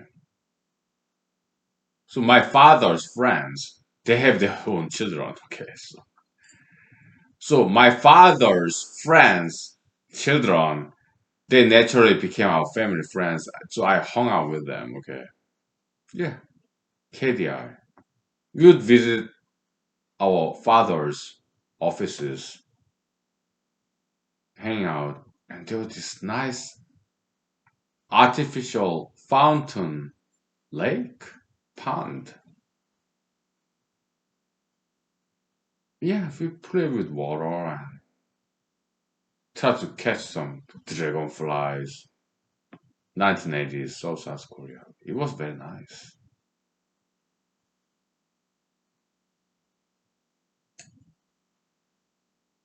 We'll take 5 minutes break, okay? Story time, okay?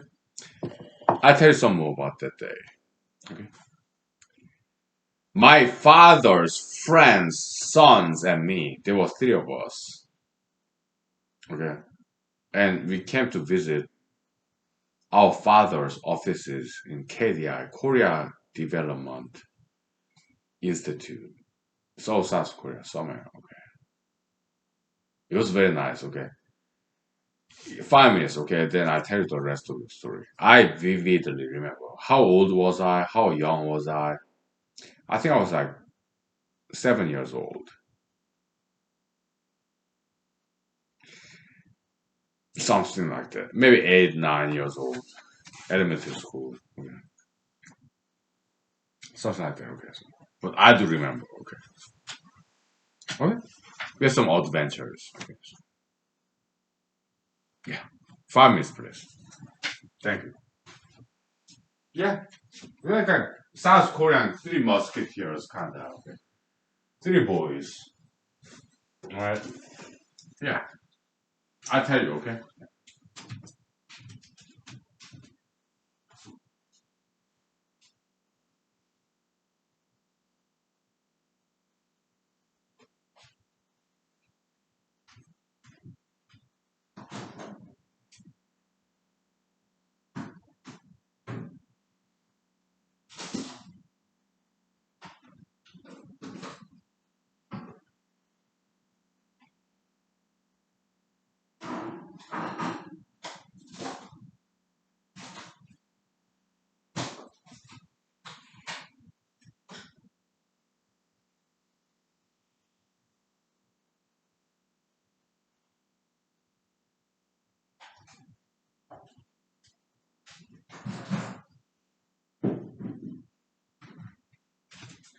Let me start cooking my dinner. The microwave. So okay.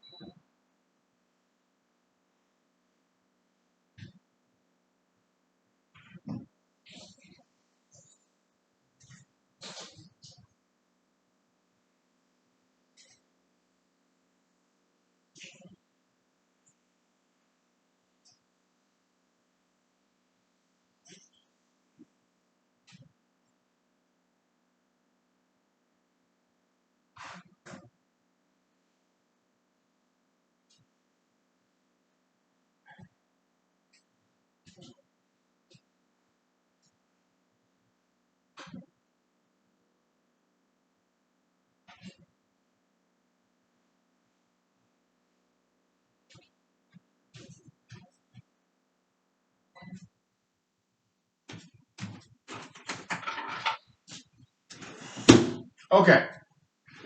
Yeah, I'm cooking my dinner. It's frozen food, some leftover, some pork rib, which I really love, and some vegetables, which I love. Okay, so okay, KDI story back in 1980s in Seoul, South Korea. Okay, three of us. Okay, our fathers. their friends, PhDs in economics. Okay, Korean kind of federal level governmental agency. Okay, KDI, Korea Development Institute, something like that. Okay, it was in South Korea. Okay, so 1980s. Okay, they're researchers, economic policy. Okay, yeah, and we paid visit to KDI campus. It's a research institution, so the big campus, all these PhDs. Okay, in economics. Okay, so yeah, they are our fathers, my friends and me. Okay, they are friends, so we became family friends. Okay, so three boys. Okay, and three fathers. So we paid visit to their offices in KDI campus, Korea Development Institute, something like that. Okay, so there's this beautiful pond, artificial cemented, it's very rectangular. Okay, so we just play with water there, and then we paid visit to my friend's fathers. Okay, one by one. Okay, three of us. So my father, my friend's father, the other friend's father. Okay, and one of them told us, boys, yeah, be ambitious. Don't just play here, stay here, playing this KDI campus, this artificial rectangular pond, water fountain, whatever. Okay, get out there, guys, boys. Okay, you're like what, 9, 10, 8 years old. You have to venture out. Go hike in the mountain. Okay, get out there. We were like, okay,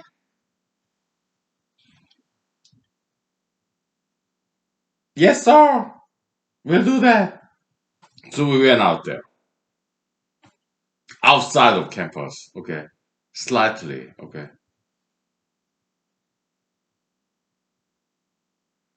to the mountains. Korea, South Korea, it has a lot of mountains. Okay, mountain ranges. Okay. So yeah, we did hike, following our friend's father's advice. Yeah, let's get out there, more natural stuff, as opposed to this artificial rectangular square pond in Korea campus. Okay. Yeah. So we went out there. Okay. Backside mountain. Okay. And then we got hungry. Okay. We didn't get lost. We got hungry. You know what? So yeah, let's come back and ask our parents to drive us back home. Back home. We did hike in the mountain. Yeah, natural trees, grasses. We did that. Okay, we did our homework. Okay, but we came back down because we got hungry. We were three boys, pretty teens, like 10-year-old, 9-year-old, 8-year-old. We came back down the mountain. Okay, so we did homework assignment. We went out there. Okay,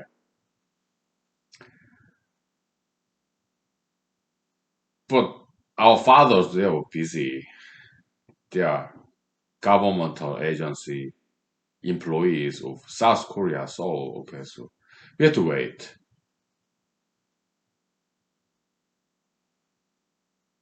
But they drove us home. Okay, so okay.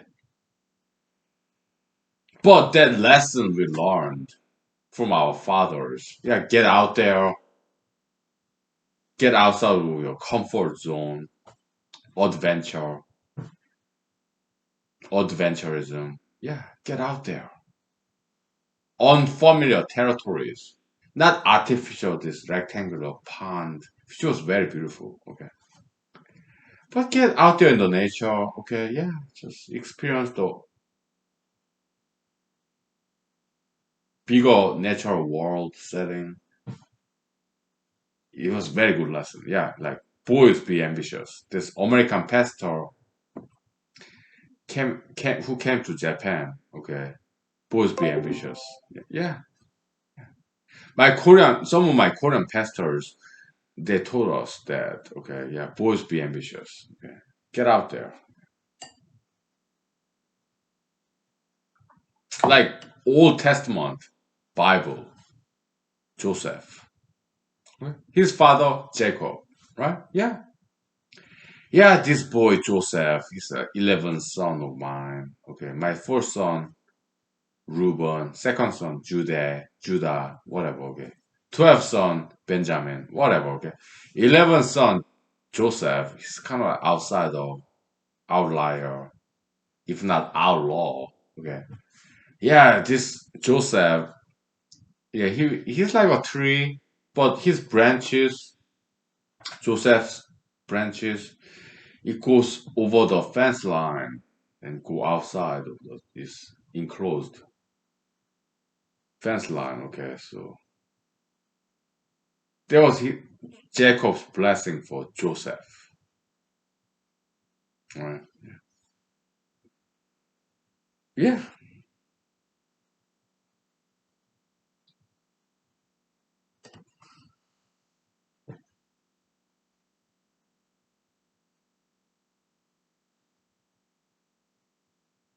good old days. I have one question to ask you. What is the earliest time in your life that you remember? Were you like 5 years old, 2 years old, 3 years old? What was the earliest time in your life, in your memory that you still remember? Were you like 5 years old, 2, 3 years old? Okay. What's the earliest time of your memory? I did research on that, okay? So average Americans, they say it's like 2, 3 years old. That's the earliest time of memory, okay? 2.5 years. Okay. How about you? How about me? I'll tell you, okay? 5 minutes break, okay? So I gotta continue to cook my dinner. In the microwave, okay? So yeah. Frozen leftover food, okay? So 5 minutes, please, okay? Right, thank you. When was the earliest time of your memory? Were you 2 years old, 3 years old, 5 years old? Okay, so that's the question, okay? And I'll give you my answer in 5 minutes, okay?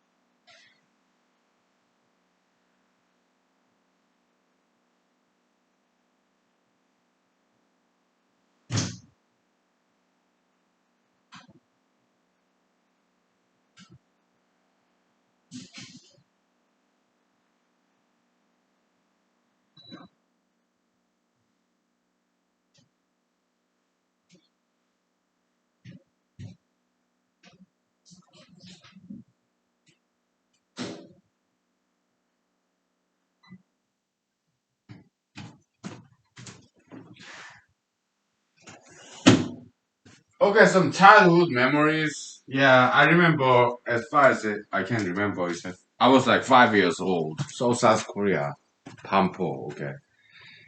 Yeah, like my parents' house is like condominium, 5 bedroom condominium. We had big family. 1980s, South Korea. Okay, both of my parents worked. Okay, so yeah, we did. I mean, my parents hired some caretakers. Okay, like babysitters. Okay, and we lived with our paternal grandmother too. Okay. At some point, my father's brother, uncle as well. Okay, so he was very good guitar player. Okay, so yeah, big family, 5 bedroom condominium, very nice one. Okay, 1980s, so South Korea, 40 years ago. Okay, when I was like 8 years old. Okay, it was hot summer. Okay, I was like 5 years old, kind of kindergarten kid, right? I was 5 years old. It was so hot, so I was changing my clothing. Okay, but my friends of mine, my parents' friends, children, okay, about same age, okay, they were like, "Hey, Honky Lee, yeah, come out. Let's play. Let's go to playground." I was like, "Oh, okay, yeah. Oh, I'm so happy. My friends, they're calling out at me. Okay, let's go to playground. Okay, so I went out there. Okay, then they saw me, my friends, my buddies, two boys, okay, 2 or 3 boys, okay, around my age, like 5 years old, seven, whatever years old, okay, my parents, friends, children, family friends, okay, 2, 3 boys, okay. So I came out, they were calling out on me, okay, so yeah, let's go to playground. So yeah, let's go to playground, man. They looked at me and like 5 to 10 seconds silence, and then they burst into laughter, okay. Ha ha! Mr. Honkily, where are your pants? And I looked down and, oops. I was in my panties, underwear. I was like 5 years old. Okay. I was like, how embarrassing. How embarrassing. How embarrassing. So I went back to the house, put my pants on, and got out and, hey, let's go to playground. Okay. So the rest is history. Okay. So I remember that day.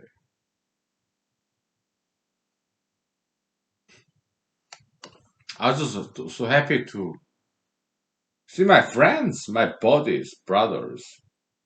Uh, I was 5 years old. I remember that day vividly. It was hot summer day, so I was changing the clothing to lighter, maybe long pants to short pants. Okay, but when I was in the middle of changing the clothing, my friends they called me out. Okay, so hey, Hunky, yeah, let's go to playground. And I was so happy to hear from my friends, and I just ran outside and not realizing I was in my underwear panties. Okay, oops. So they left at me. Yeah, I was like, yeah, I get back there and put back on my clothing. Okay, so I was like 5 years old. Okay, so another episode. Okay, yeah, I had many cousins, big Korean family back in 1980s, South Korea. Okay, so some of my paternal cousins, my father's sister's son. Okay, he had this chocolate bar, maybe Snickers, whatever. Okay, I was like, hey, can I have a bite of that chocolate bar? And he said, oh, yeah, yeah, just one bite, small bite, okay? And I was like, I ate up half of that chocolate bar, maybe Snickers or Hershey's milk chocolate, I don't know. I, no, it was not small bite because I have very big mouth. Like, I have big mouth, okay? So ended up eating half of that chocolate bar, maybe Snickers, Hush milk chocolate. Okay, and he ended up crying. Okay,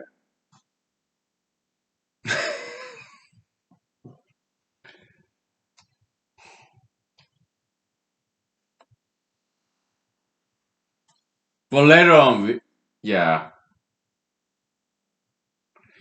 we became good friends later on. Okay, but um, so that's my childhood story. Okay, so some another time in Pampo, Seoul, South Korea, Gangnam, south of the river. Okay, kind of middle classy. Okay, it's not 압구정동, this upper middle class like Gangnam style. Okay, Mr. Psy. Yeah, I met him. Okay, when I was in middle school, elementary school. He's cool. Okay. But when you talk about Gangnam style, there's 압구정동, 신사동, 청담동, this like high class place. Yeah, I have some fond memories there too. Because I went to church there, some private school there too. Okay, beautiful ladies there. Okay, daughters of very wealthy South Korean gentlemen. Okay, miniskirt, high heel shoes, beautiful. Okay, but in Pampo, that's middle class. That's not upper middle class. Like 압구정동, 청담동, 신사동. Okay, so South Korea back then. Okay, 1980s, 1990s. Okay. Pampo, where I grew up as a child and teenager, is a middle class. Lower, upper, slightly low, but it's right in the middle, okay? But plenty of trees, dragonflies, grasshoppers. Yeah, the beetles, okay?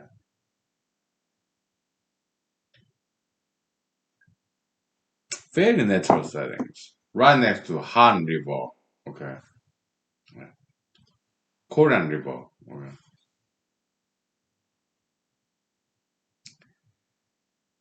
So, in Pampo, okay? Oh, there are beautiful ladies there too, okay? So,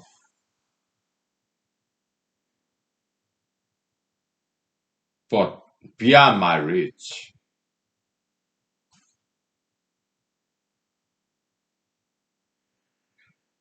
Yeah, Korean ladies, when I was in elementary school, well, some of Korean ladies in Pampo, Seoul, South Korea, middle classy, okay. Some of Korean ladies in elementary school, they did express once in a while some romantic interest. I was like, oh, thank you. Like Korean word, how to say thank you? Yeah, 감사합니다. Okay, or 고마워요. Something like that. Okay. But some other Korean ladies,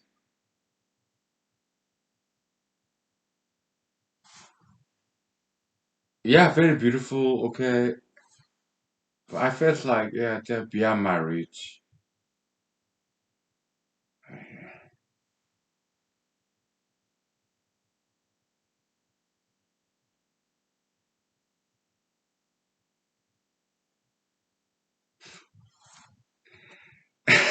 Because Korean ladies, okay, they're like ladies anywhere else. Okay, so they're more attracted to these more popular guys. Play soccer games, bas- basketball games, or baseball games. Okay, me, I'm just a runner. I run. Okay, I was a decent runner. Whereas elementary school in South Korea, Pampo, okay. I ran pretty well, and that's all I knew how to do. Okay, I was not good at ping pong, table tennis. I was okay with that. Okay, but bowling, I was okay with that. Golfing, I learned from my parents just a little bit. Okay, I was not very good at it. Okay, baseball, basketball, soccer, I wasn't good at it at all. Okay, so some ladies in elementary school, Yeah, some of them kindly and generously appreciated me being a runner because that's all I was good at, running. Sprinting 100 meters, I was good at that. Marathon, round and round, okay, long distance running, I was good at that too. But not many ladies, when I was in elementary school, preteen, some of them appreciated me as a man, young man. Okay, but other ladies, they go after this basketball, baseball, soccer guy. I was like, yeah, whatever.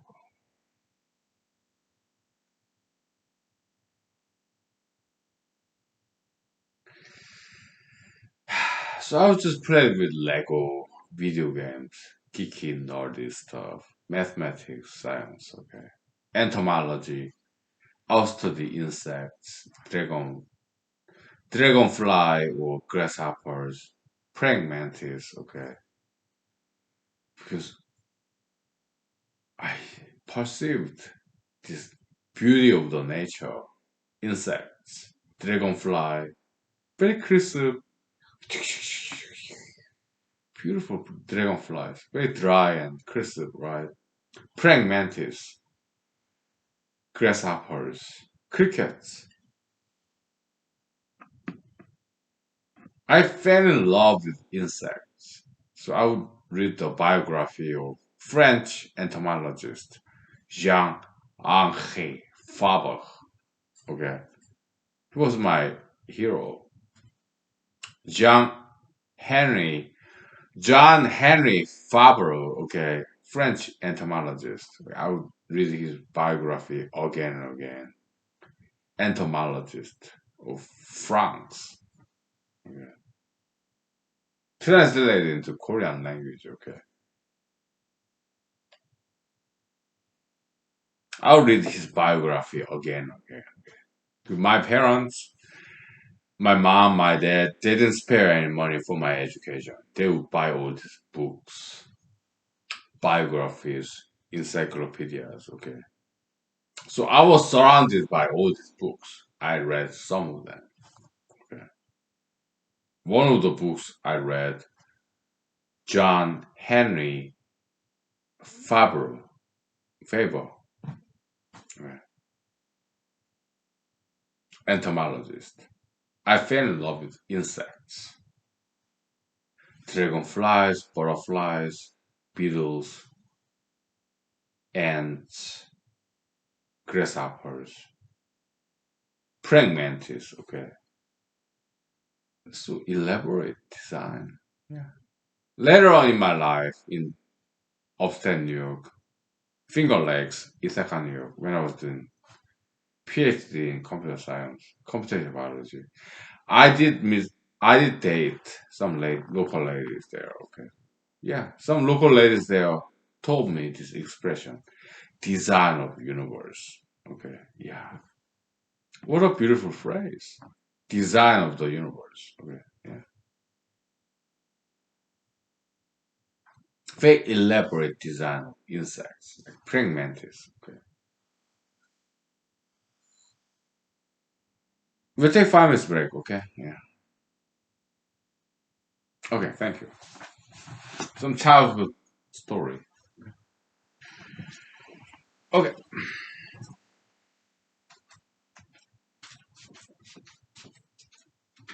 thank you for being with me. Thank you for your time and space. Okay, thank you.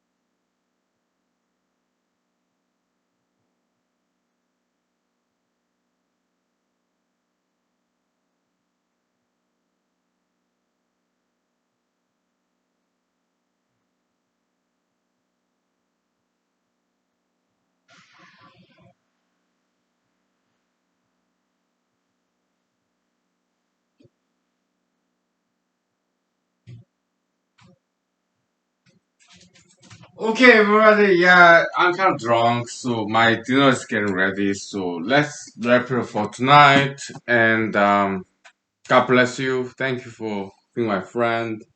I'm losing my hair every day, and yeah, aging. But I do what I can. Okay, yeah. Keep learning, producing, and teaching. Yeah, life is good. Yeah. If you are having some suicidal thoughts, okay, I mean, you or some others, okay, yeah, you have to realize that we go through some pains and suffering in life. We do. Okay. Yeah, I do too. Okay. Sometimes I'm in bed. Okay. Should I get out of my bed? Oh my goodness, what's waiting for me? Okay. But there's some good things to learn, enjoy. Yeah. I mean, so suicide prevention. Okay. We need some good religions like Buddhism, Christianity, Islam, Taoism, Buddhism, Sikhism, or shamanism, or Taoism, Confucianism,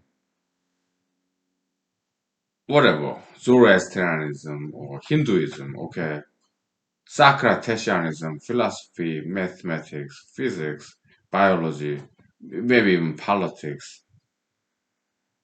The thing is, um, we need to be happy. To be happy, yeah, exercise, diet, very important. Plenty of vegetables, fruits, nuts, peanuts, almonds, macadamia nuts, Hawaiian style, okay.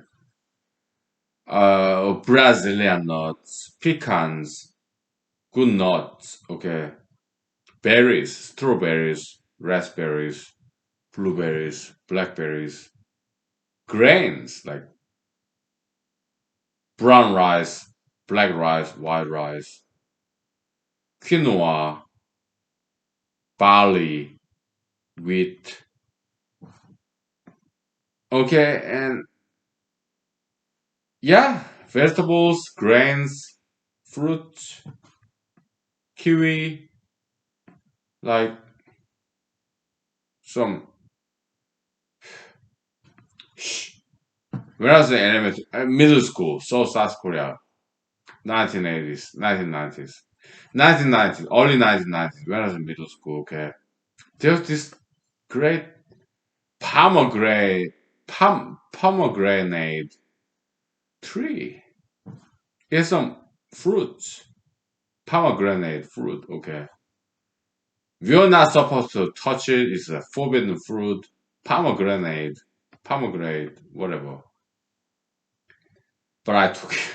I took it. Okay, I was a playful, naughty boy. Okay, I climbed that tree and took this pomegranate tree. We are not supposed to. It was forbidden fruit. Okay, so I popped it open and I ate it. Okay, I did share with my friends. Okay, but I got punished for that.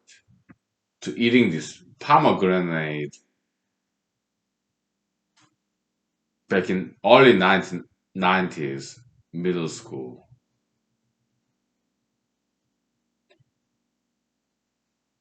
My South Korean nickname Monkey Boy because I was good at climbing the tree. So, but we are not supposed to eat this tree fruit, pomegranate, whatever. Yeah. Very red. It was good. Yeah, it was forbidden fruit, guilty pleasure, but I did share with my buddies. Who was looking out for me. Hey, there's no teachers around here. Yeah, go climb the tree and take that fruit, forbidden fruit, and take it down, couple of them, okay, and then share with us. And I did. Okay. It tastes so sweet, okay. Guilty pleasure. Forbidden fruit. When I was in middle school, I was like 12, 13 years old back then. South Korea. Pampo Middle School, okay. Pampo 중학교, okay. Yeah, then I got into trouble, okay,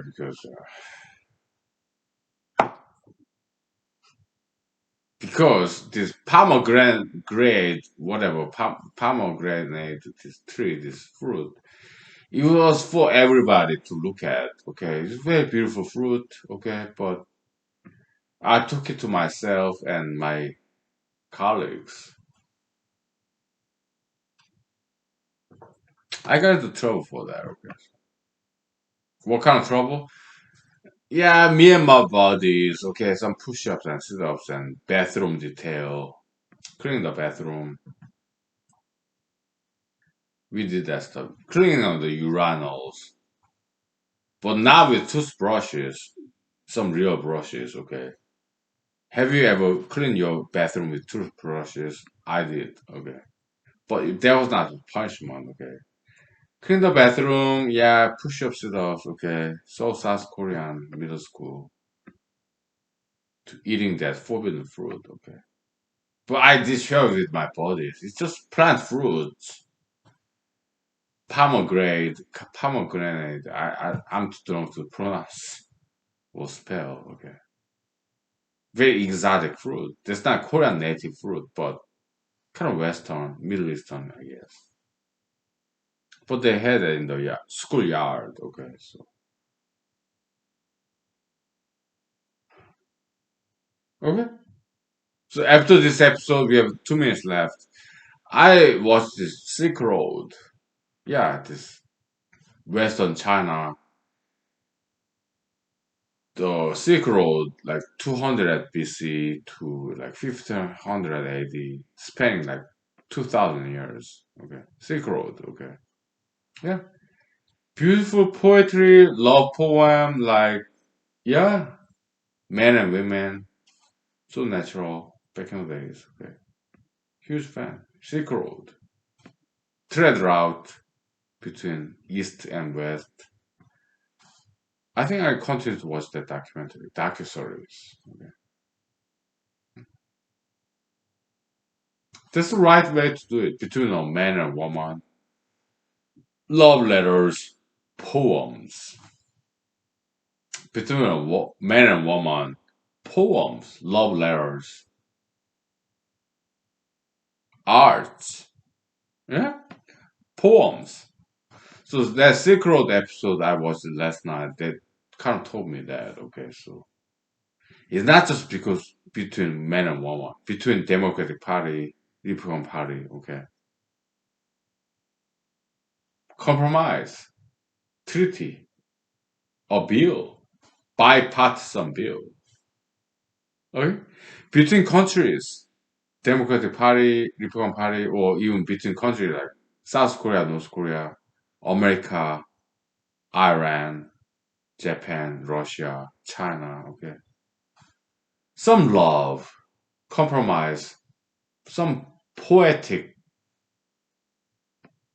poetry, literature. Okay, yeah, then we'll achieve the world peace. Okay, I'm very well learned in literature. Okay, as a politician, we can do that stuff. Some poems, love. Okay, international love and peace. Okay, all right. Thank you. Good night. Bye. God bless you. I love you. Thank you for loving me. Thank you. Bye.